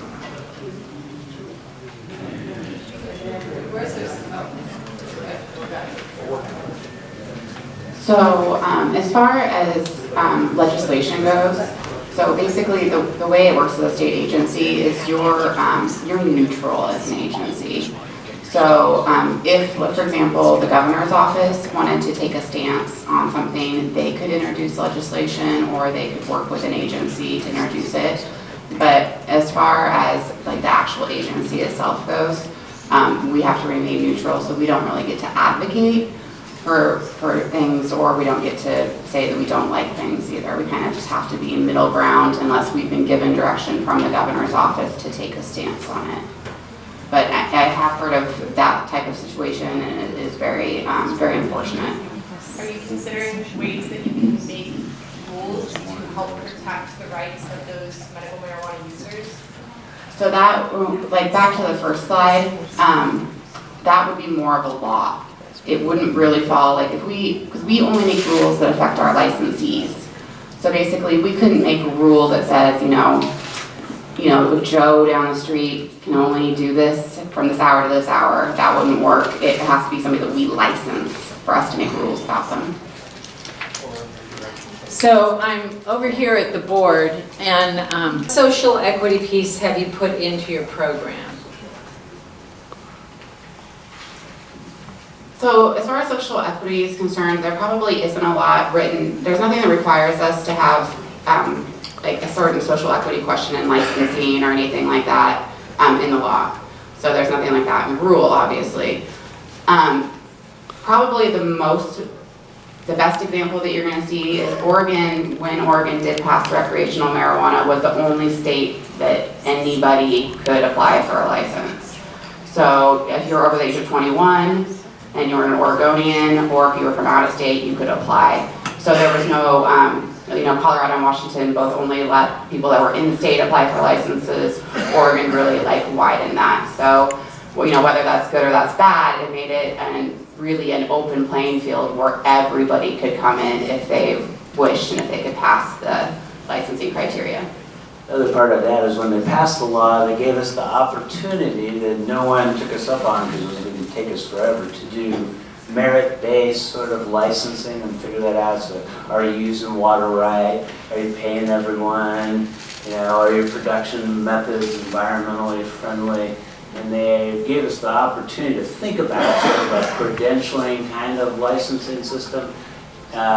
We couldn't figure our way through to that. We didn't have enough experience, I think, to know everything we needed, and the energy was about us moving forward with licenses. It would have taken a long time to figure out how to do a merit-based licensing system.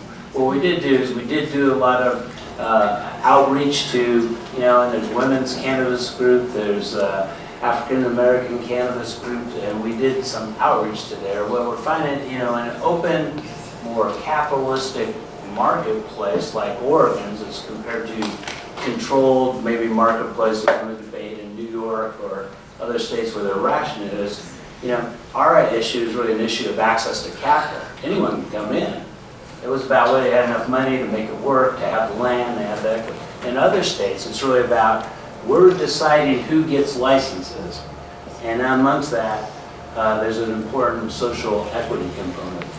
The social equity component really did, I think, delay New York's consideration and passage of legislation this their past session. So we'll see how they deal with it when it comes back. It's not unimportant that Oregon's system was much more wide open. We didn't have that control, and a lot of the states and industry folks that we're hearing about, it's become sort of a more East Coast phenomenon in the debate about cannabis. How do you get equity? But those are usually rationed systems. Senator Golden, would you like to make a couple of... Well, it rewinds a little. I was asked, well, you were asked to have a unified, clear voice in favor of social consumption facilities to the legislature, and I agree that could make a difference. I did the snapshot on why it hasn't happened yet is a combination of a couple things. One is there are a significant number of legislators, and this goes to the comments you made about your district, very possibly representing their constituents who really haven't come to peace with legalization of recreational marijuana. And it's not, I haven't heard anybody say I want to kill this industry, but when you make an argument that certain measures could make this industry a greater driver of the economy and provide family wage jobs and all of those, a certain number of legislators are not interested in that. They're just not ready to accept that.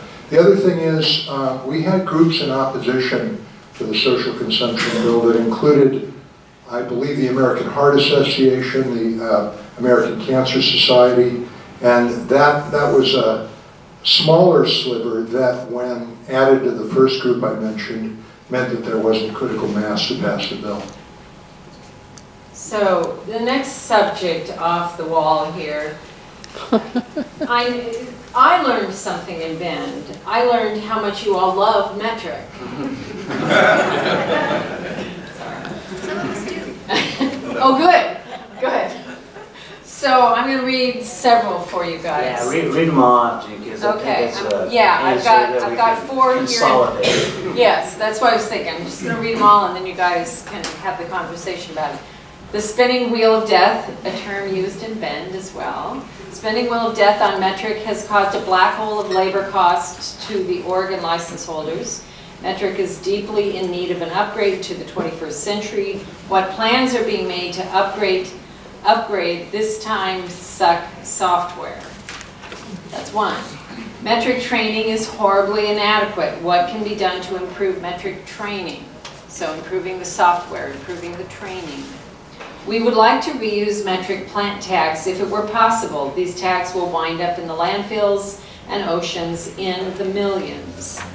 And along with that, do you think about all the plastic that your rules create?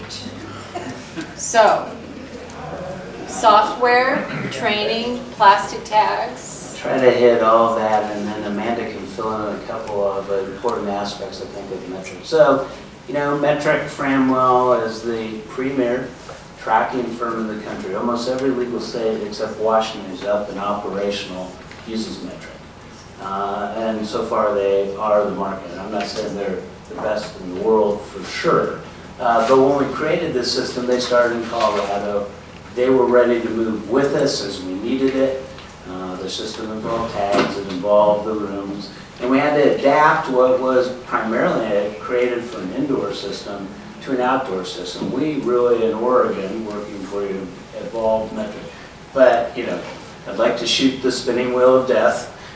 We need to figure out the investments that get us through this. One of the things about our contract with Metric is we were sort of a taker at the time. We got into that contract very fast. They provided us very great and adaptable service.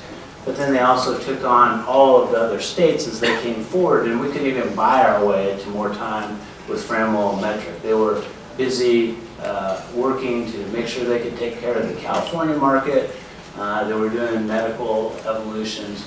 One of the things is that our contract is with Framwell Metric is coming back up.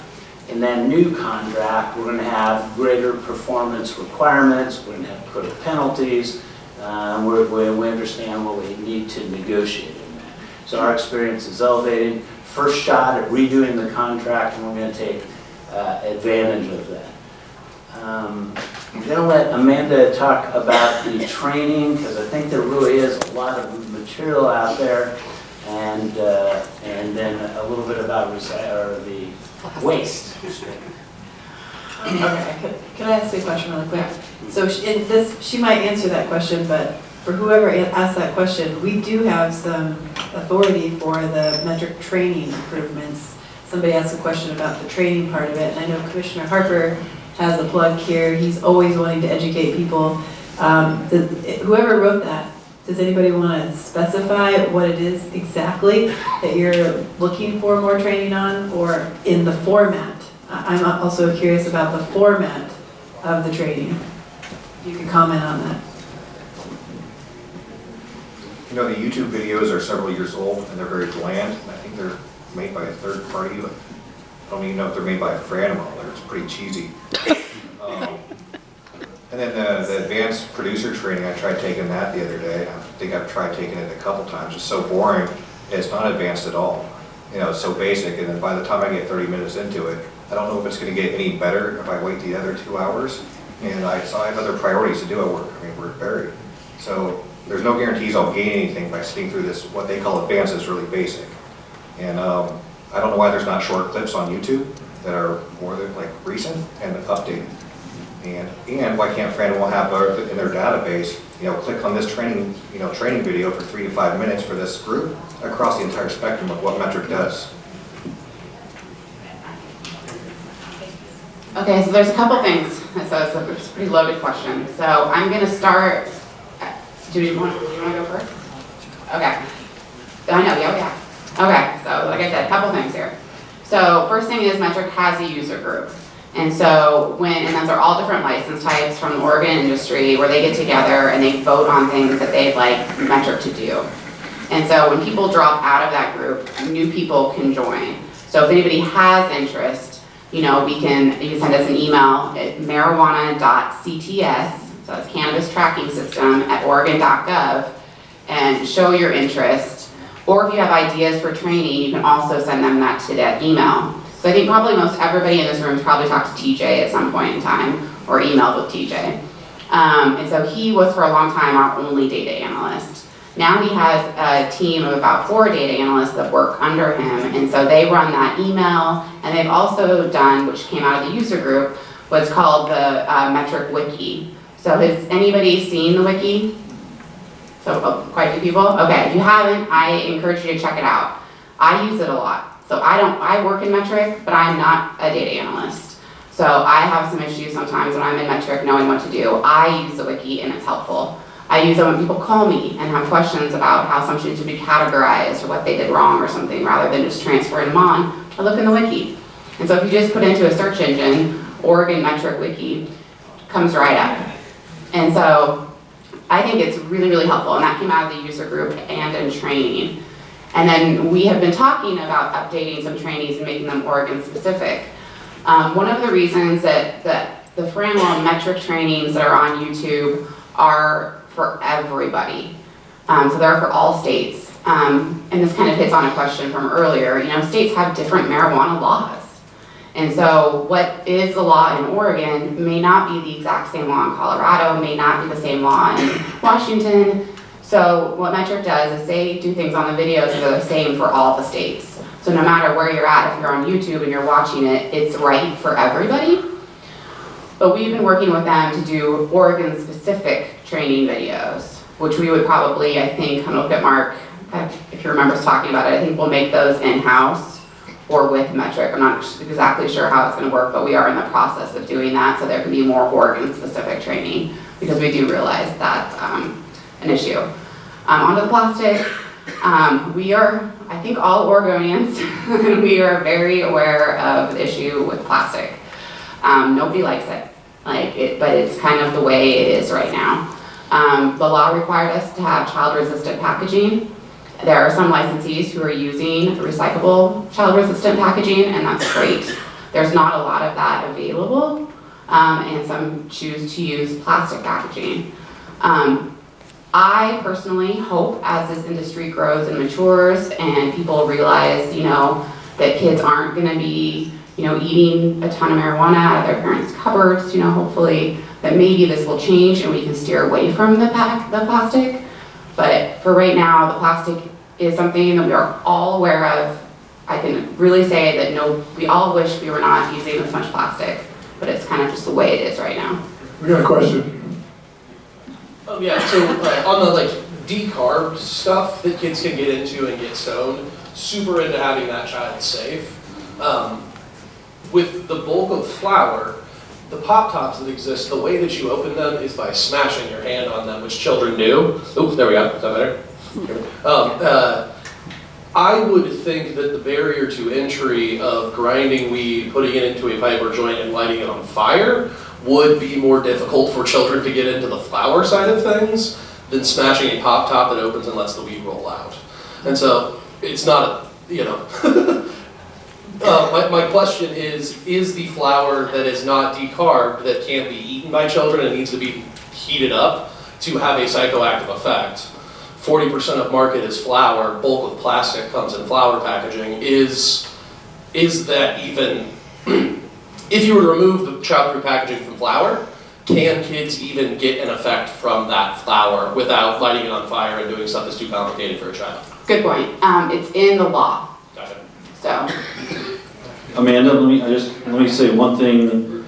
There is someone up in the Portland metro area that's trying to do some closed loop recycling. I'll just say, I'm not giving him a plug, this is not an endorsement. It's P3 Distributing, Patrick Caldwell. If any of you are interested, come find me afterwards and I'll give you his contact information. He has recycling bins for, I think, tube sleeves and maybe pop tops, but a number of Portland area retailers are utilizing his services. So it's in its nascent stage right now, but at least there is some interest. So if some of you are interested in down here, come see me and I'll give you his contact info. Okay, we've got another category. One more question here. Is it on the metric, which was the topic? Yes. Okay, go for it. It's actually kind of a little bit question back to waste and then who regulates this. So if you have multiple farms or you're transferring plants that already have plant tag numbers attached to them, when I want to transfer that to, say, my sister farm, I have to put that plant that's already got a plant tag attached to it into a package tag and then transfer it over, and then I have to re-tag it with a new tag at that same farm. And you don't have to do that with package tags, so I'm trying to understand why the plants that already have a plant tag attached to it can't just be transferred with that plant tag, and why I need to package them and then re-tag them again with a separate license number on it when we can keep those package tags transferring back and forth through the system. Yeah, so that's an excellent point, and that's a good thing, I would think, for, so I don't know, is anybody in the room on the Metric user group? Couple people are? Okay. Right, who changes that? Who would change that? So that would be a change to the metric system. Right. Because that's the way metric works. And so when I was talking about this user group in the beginning, it's like the user group gets together and they talk about things they want to change to the system. The state has a certain amount of development time, and metric has given the industry a bit of development time, basically out of our chunk. So the industry can choose for themselves some things that they want to change. So what I would recommend doing with concepts like that, would be to talk to people, either go to the user group meeting, email into it, or talk to people that are on the user group to kind of get those ideas flowing. And can you raise your hand one more time, those who are on the user group? Sorry. So you can see. Okay. So what we do with metric really is, so it's kind of hard to explain here. We only get a certain amount of development time, like Steve was talking about. And so when the law changes, we change our rules, which means we have to change our systems. So a lot of our development time at the state level right now goes towards things that immediately have to be changed so that we're within the confines of the law. As the changes to the law slow down, we'll have more time as a state to do things that will make metric a better system. Can I have a follow-up? Yeah. Okay. The change to, this isn't developing something new, it's literally just changing a portal on it to allow that to be able to be transferred over. So saying that it has to go through a development phase, isn't that something that you guys would be able, because we're literally double tagging every plant that you have to transfer. Now, I understand what you mean, and I so wish it was just like, bing, done. It's not that easy. Like, it really is not that easy. I really wish it was, but everything that changes is a development change, and it takes time, and I think it's a good idea, I really do, and I'm sure our commissioners do as well, and I think just... Well, we're planning $1, we have to charge $1 now per plant for a tag if I have to double tag it at each of my farms. Like, it doesn't make sense. It actually hinders the producer on being able to transfer plants around by adding another 45 cents to every. So are you transferring plants from one producer to another producer? I have 2 farms. Oh, you have 2 farms? Yeah, I have 2 farms. And you don't have a wholesale? I have a wholesale, Okay. but even if I transfer it to a wholesale, I still have to do a Package. Yeah, why don't you send it, so if you send it to marijuana.cts@oregon.gov, maybe there is already a workaround for it, but I do think that that's part of the way that it works. But I could be wrong, I totally could be wrong. So send it into marijuana.cts@oregon.gov, say that you were at the listening session, you can use my name, so they'll come ask me questions about it if they have any. We've got one of the user group members back there that is ready to talk. Go ahead, sir. Not user group, but question. Oh, question. Oh, I saw his hand up when we asked about user group. Sorry. Yeah, sorry, my mistake. I just had a question in relationship to the tags, the plant tags. That was my question that came up.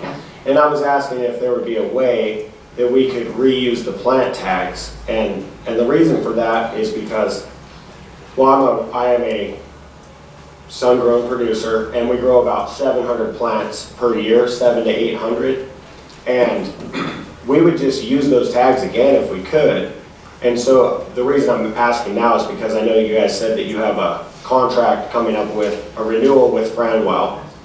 It just seems like it would be an appropriate suggestion in the sense that once the plant's been harvested, then that tag's been zeroed out in metric, and so there's no longer a plant attached to it. So then it just stands to reason that maybe we could put them back into metric, give them a new plant. So I understand what you're saying. So it's zeroed out in your system, but it's not zeroed out in our side. So that number like exists even after it doesn't show in your inventory anymore. We can still see it. And probably the way that it's used or has been used is, let's say for example, and I'm not going to use anybody in this room as an example, somebody, I don't know, somebody uses a pesticide they're not supposed to use, and that same somebody doesn't do the proper testing, and that same somebody transfers it to a wholesaler, tells them it's okay, whatever, the wholesaler takes it, the wholesaler doesn't enter it in metric properly, and somehow it ends up getting to retail. Even though it really shouldn't have happened, it did. You know, when we get the product or we find the product, the plant tag or the package tag is how we would be able to trace it back, basically. And it works for all product types. So there was a recall on some teriyaki sauce because the pH level was off, and so it could have caused botulism. And Oregon Department of Agriculture found it. It had nothing to do with the marijuana. It just happened to be this marijuana teriyaki sauce. We got one more question here. And so we were able to do the pullback and the recall based on those tags and the way that we can always see them, even though you guys can't always see them. Okay, we're going to take this one more, and then I'm going to go to the board, and we're going to deal with some other issues, because there are a lot of you who have taken time to really be thoughtful here, and I don't want to miss this. We're after 8 now, so go ahead. This is just in response to your question about why you can't transfer the plant tags from one farm to another, because it has your license number on it, and the other farm will have a different license number on their plant tags. Right, but you can transfer packages. Yeah. So they would have to change all of the plant tags to be universal, whereas if your two farms have 2 different license numbers, and that license number is on the plant tag. So how many people here have 2 farms? Yeah, but... Okay, so and do you all transfer plants from one farm to another? Anybody else? Raise your hand if you transfer plant from one farm to another. Okay, we have 3 or 4.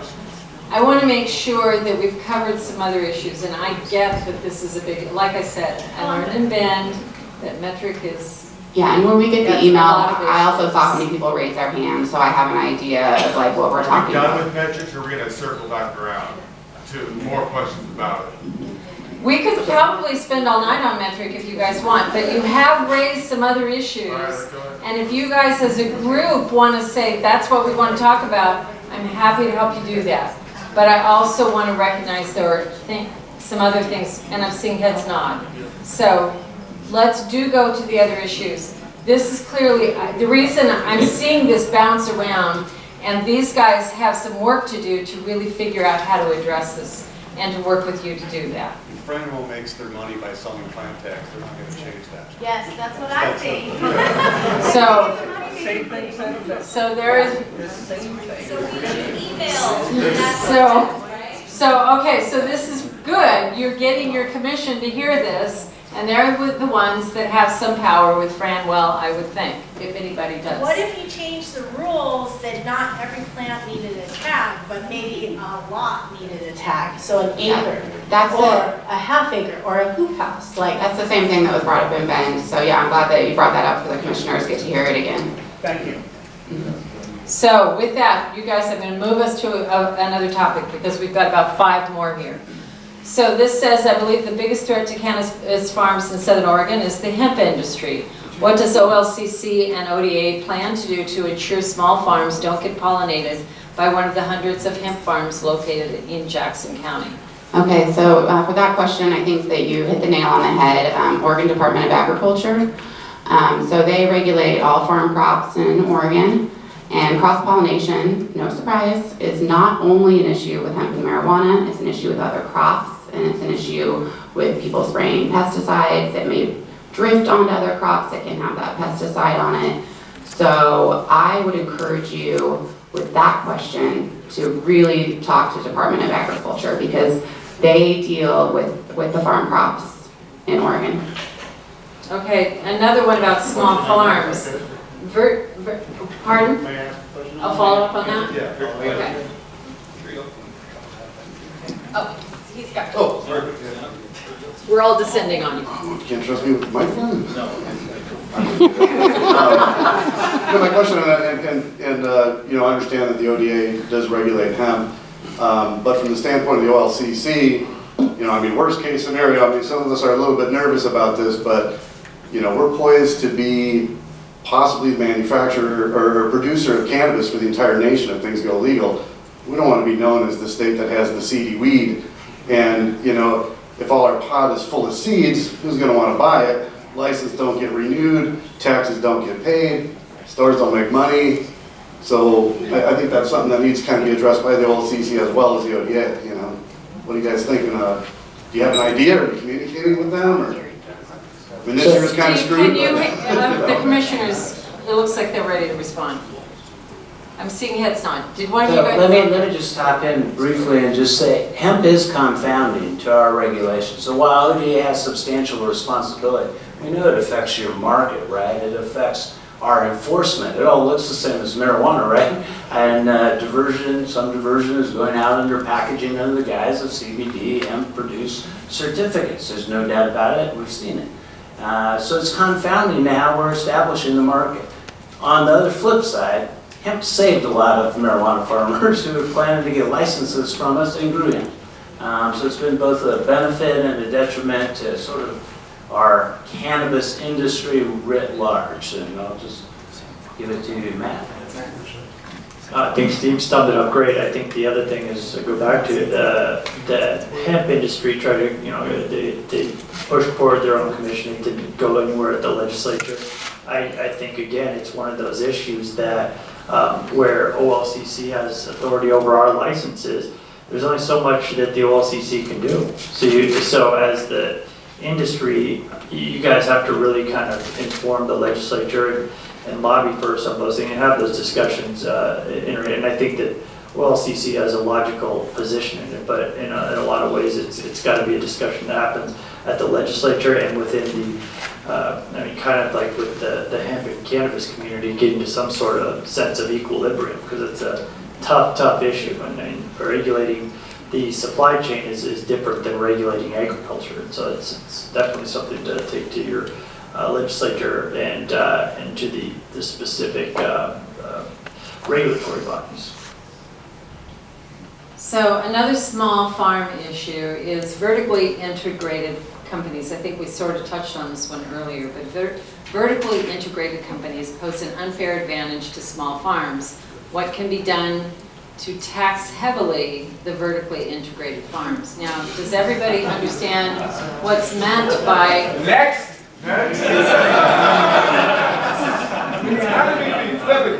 Boy, if we answer, go ahead. No, next. Next. No. Okay. All right. So you hear from your commission. All right, so how about we go to...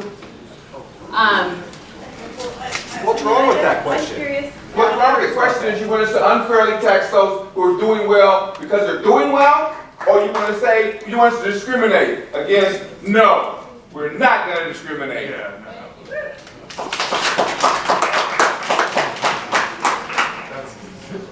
Okay, here's a complete... You wanted to answer too, Jennifer? I was just curious on what, does somebody have an idea?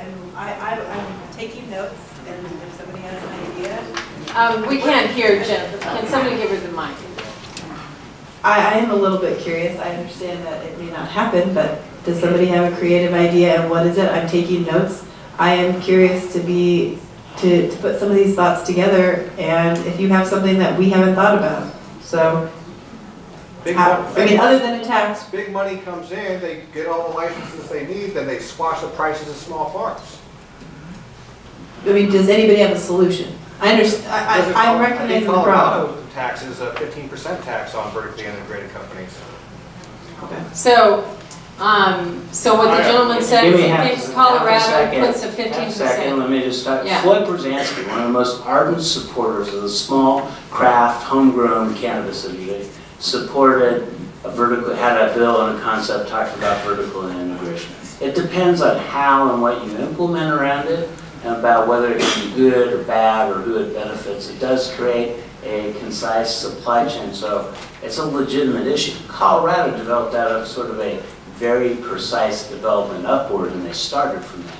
We attracted an industry in from the outside that wasn't vertically developed, so requiring it or doing it would have been hard when we started. So it's just, we got a different history. Another note block is the vertically integrated often pay off lobbyists, and then the OLCC members then get funneled into these, these as consultants, to bigger companies. As bigger companies have lobbyists, and then they can, they can control prices. We don't have a fair market. So you guys didn't hear him. He was talking about lobbyists and the ability to pay. But Mark has the mic with the gentleman that was trying to speak, so let's go there. Yeah, I just think one of the solutions is just to continue to allow producers to, act as wholesalers, to continue, because that to me is being vertically integrated in a way, I'm allowed to be a wholesaler, I can sell it to a retailer, I can sell it to a processor, and then I just wanted to reiterate to continue that path when it becomes federally legal or we're allowed to work with other states. That's the solution. That's the solution. That's the solution. Okay, so that's what I was. Okay, there are some interesting ones over here. So there's a request for updates, an update on actions at the federal level. An update on actions at the federal level. Do you have an update on that?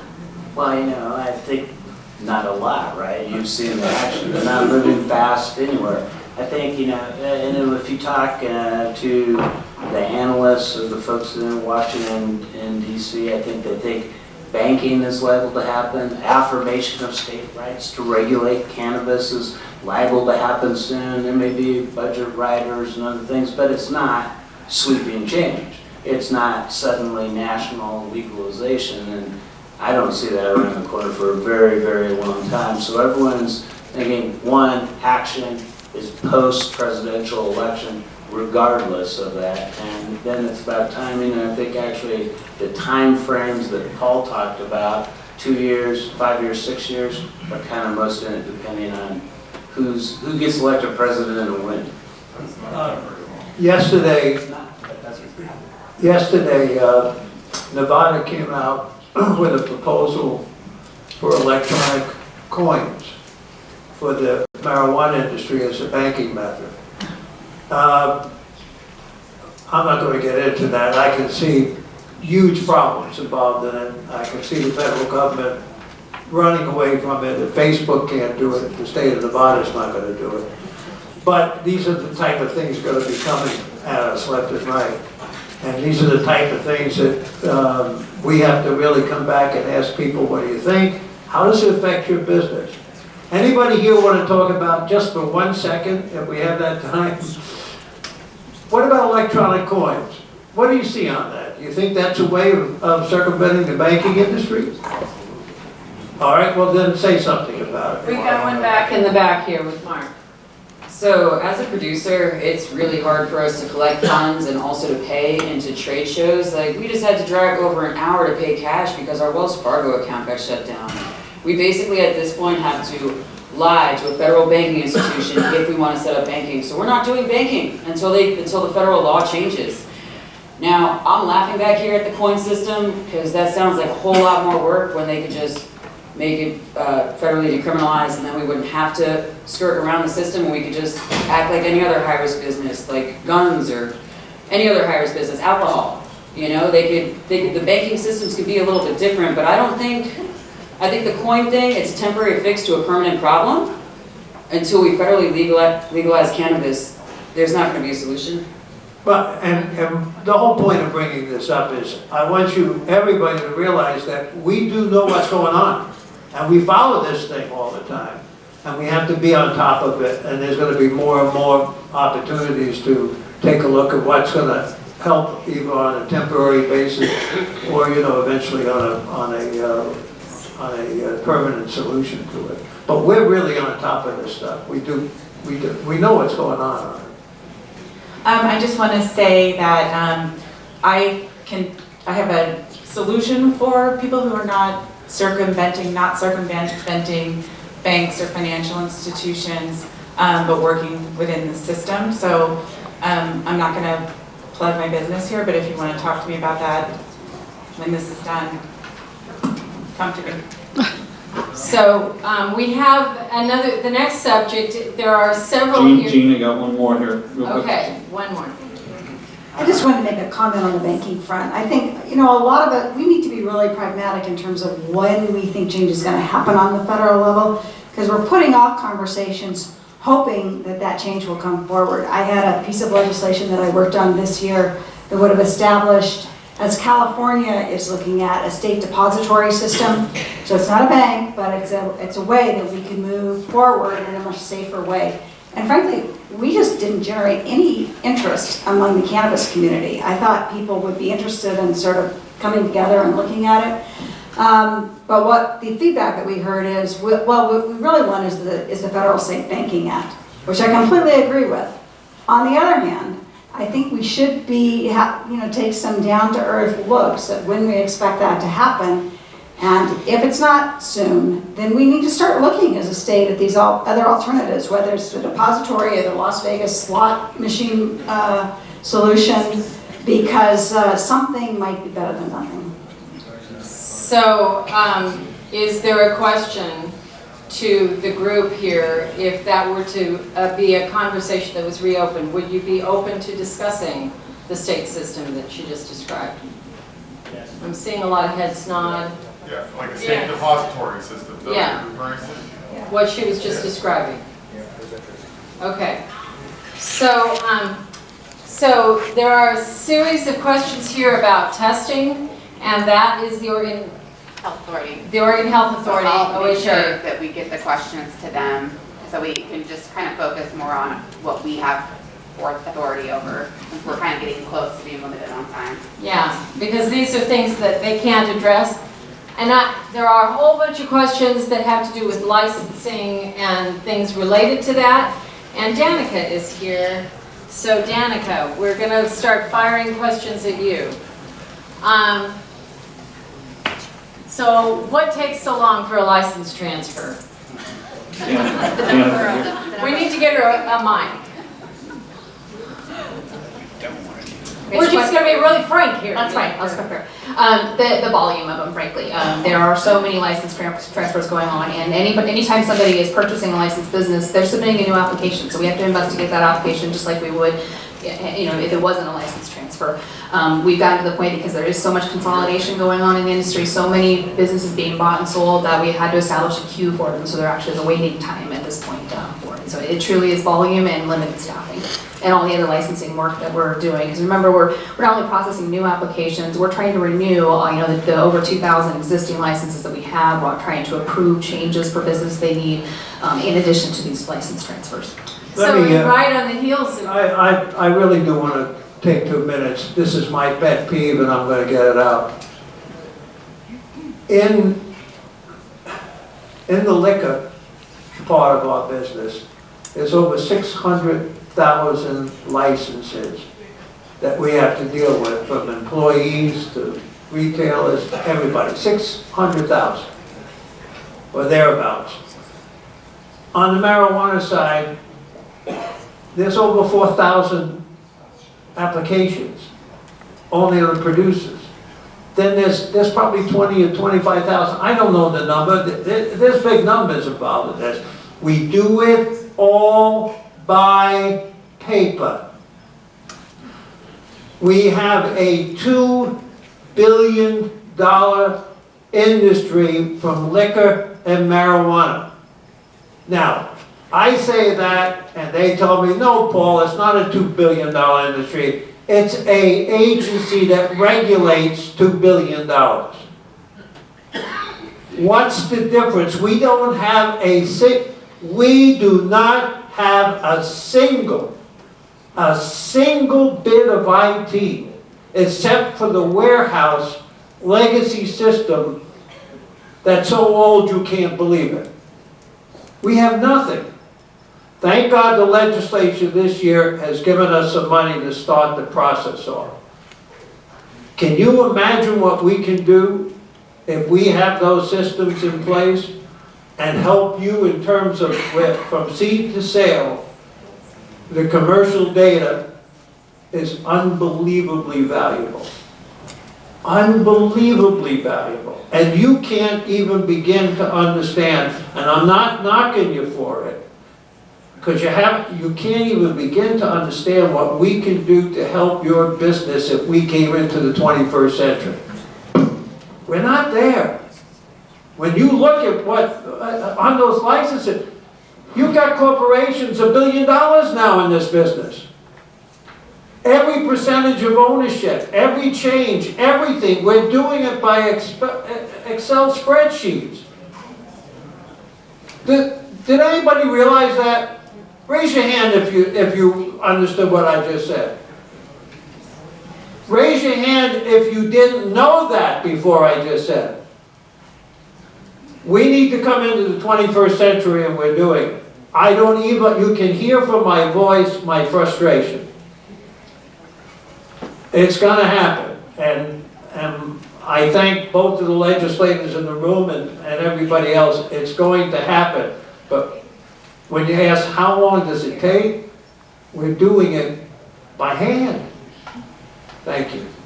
I'll just follow up. Sorry, just to follow up a little on that. I mean, so we have an online portal in which people can apply for their license or renew their license, but it has its challenges and then significant limitations. And if you have been through that process, particularly the renewal side of it, you know that it's incredibly difficult. And what's happened over the years, since we started this process, is the legislature's made a lot of different changes to the laws. We've enacted a lot of rules, and our system has just not been able to keep up with it. So the way we have to go about getting the information from all of our licensees is with all of our forms. And as you know, we have a form for everything. And the reason for that is because we haven't been able to build those into the system. But as Steve mentioned and Chair Rosenbaum mentioned, we finally have a budget to get a new licensing system. So that's something we're going to be working on that will be able to capture all that information that we need and that you need to supply us in a much more efficient fashion. So hopefully that will allow things to speed up considerably. So we are running lower on time, and I have a whole slew of these licensing questions. We're going to go through these right now As before soon we, as this guy before we answers go his question. before we go back out to the public. Folks took the time to write this down, so we're doing that. Sorry. And besides that, you've had a chance to speak, and I think some of these people haven't. So we're going to go to that. So along with the why does it take so long to get the license? Why does it take so long for the renewal? I think you guys have just gone through a bunch of that. Does OLCC have an understanding of how long this wait can be expected to be once changes are submitted? Well, so it can depend on what type of change they're submitting. It really is going to depend. Some of them we can certainly process faster than others, but for a change of ownership or change of location, those are the ones that are going to take considerable time. We are working on, because it is going to take us a while to get some of our additional resources and get a new system in place, so we are working on some internal process changes that are hopefully going to break some of the logjam. But right now, particularly with renewing licenses, we recognize that's an issue. And how long must a producer wait for a renewal inspection? And this particularly comes up when producers are needing to change their tier size, which they can only do at renewal. What we are looking for at doing right now is we are having some staff actually go through all of our renewal applications, looking for those ones that are doing those, and we're moving those to the front of the line. Okay, and this one, I'm not sure. What is the OLCC doing to speed up processing business structure changes, financial interests, so that active licenses don't have to be broke, waiting for funding, new business partners to be approved? So I think this is ownership again, is that right? Correct, and I will add on that one, we actually are on the cusp of being able to release some guidance actually on what types of interests need to be disclosed, and we have adjusted them in certain ways to make sure that we're capturing the right information, but hopefully it will be a lot easier on the industry in terms of being able to make certain business changes, take on certain levels of investors without needing pre-approval. So look for that very shortly. It should make things a whole lot easier both for the industry and for our staff. So why did OLCC limit amount of THC per container in hemp products when total THC is still below 0.3% as allowed by federal rule? So basically what we did was we said, I think this question is related to like beverages that have CBD in them, and it's just, or THC with the CBD, and it's just limiting the amount of THC per serving. The main reason for it is that when people are purchasing a CBD product, in most cases they're not expecting to get high, and so we don't want to put them in a situation where they do. So it's just for our stores, just for our retail stores and hemp items that are in our retail stores, and we're limiting the amount of THC in hemp-based products so that people that are purchasing CBD products aren't by mistake getting more THC than they planned on. So that's basically the answer. How can we pass laws that have protection mechanisms in place to prevent marijuana use by people under 18/21? So protections in place. So we have quite a few things. We have a lot of requirements about minors on the licensed premise. Minors are not allowed in retail stores. The OLCC does minor decoy operations for marijuana the same way we do for liquor. So an underage person with their real ID that says they're underage will come in and try to purchase marijuana. They'll show their real ID. They're not allowed to lie or anything. It's not a trap. And we make sure that retailers aren't selling to minors. There's the child-resistant packaging. That's one of the things we talked about earlier. That's something that the legislature has put in place to protect minors. Oregon Health Authority was given funding from the legislature probably about 3 years ago to do a youth awareness campaign. So the Oregon Health Authority did that because they were funded to do that. So there are mechanisms in place, and if people have other ideas, I would definitely recommend reaching out to Public Health, the Oregon Health Authority for that, because they're really in a better position and have funding to do campaigns around youth usage. So we've got, and another one related to youth, the term recreational marijuana reads as a fun activity that could be more appealing to children or youth. There needs to be a shift of terminology to adult use. Going to the lake is recreating, so this language comes off as confusing. If we really care about control of marijuana from our youth, the first step would be to adjust, adjusting how we refer to it. Would it be possible to change this language? You know, I've heard people talk about calling it adult use and calling it recreational. I don't remember. I feel like the law actually, like the title has recreational in it. I don't think we came up with that on our own. So I could be wrong. Oh, I need some head shakes and I'm right on that one. And with other things, like the same way a lot of people don't like us using the term marijuana. Well, if you read the law, marijuana has a definition and it's used throughout the law with that definition. And so a lot of times when we're like talking, just loosely talking about it, we could call it cannabis, we have no problem with that. But when we put out something, you know, we want to make sure that the language that we're putting out to licensees matches the language in law and that you can look up definitions and things like that. So we try to keep that concise. So I have two I'm going to read, but they're about employment at OLCC. Why do you hire ex-law enforcement when they have been trained that cannabis is a drug? And the other is, what can be done to stop OLCC employees from being recruited to civilian cannabis employment? OLCC employment, this money career which must be prevented. So a couple things. I want to hear this question. So a couple things. One is I think we're recruiting a lot less ex-law enforcement than we did before with alcohol, actually, to be in the marijuana program. But to be fair, we do get a lot of ex-law enforcement. But I think we've brought in a much more diverse inspector base because of cannabis, not just in cannabis, but also on the alcohol side. So it's a fair question, but a lot of times these are folks that have experience. They've got the public safety credentials. We do require our inspectors to be DPSST trained. The legislature requires that of us. So that's a thing, that certification that generally comes out of public safety, and we think that that's important. There's a reason we do, is a lot of them have experience writing reports, doing inspections. Whether you think law enforcement X have different attitudes, I think that can be true, but I think that it can also be true that we've had a lot of other inspectors, not from law enforcement, that have been problematic in the field. We are working on our consistency across the state. That's one of the greatest problems any agency has, is what your consistency look like. But one of the things that we've instilled, one of the things Deputy Director Higlin has brought to it, and Rich Evans in public safety, we are,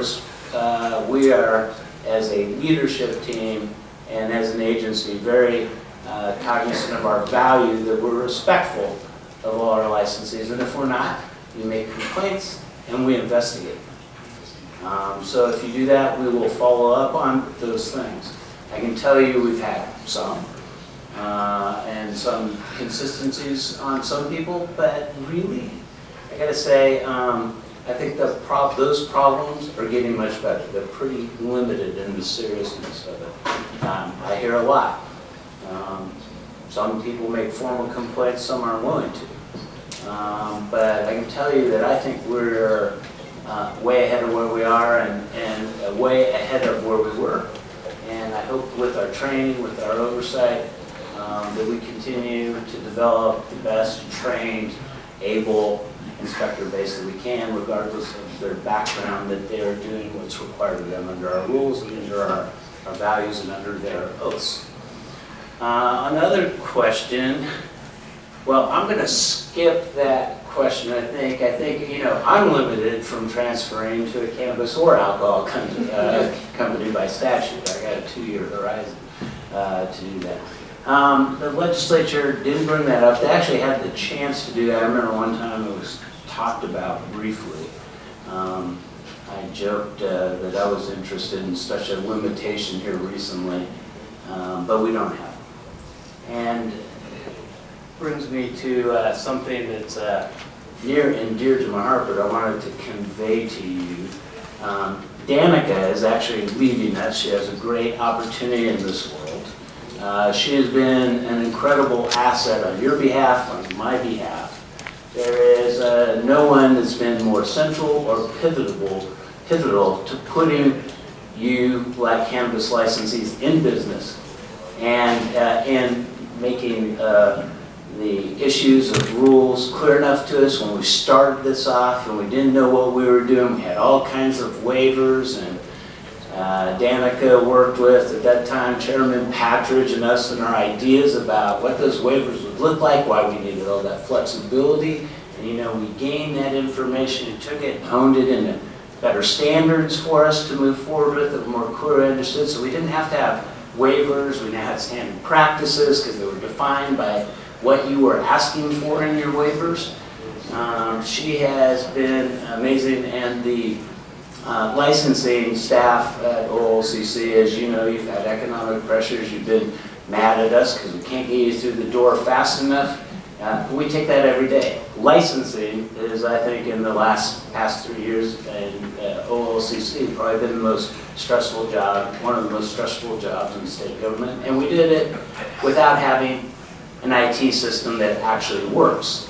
It's just a portal in. We're working on getting a new system, but Danica's contribution to the industry, to OLCC, will be greatly missed. And thank you so much for your service, Danica. We couldn't have done it.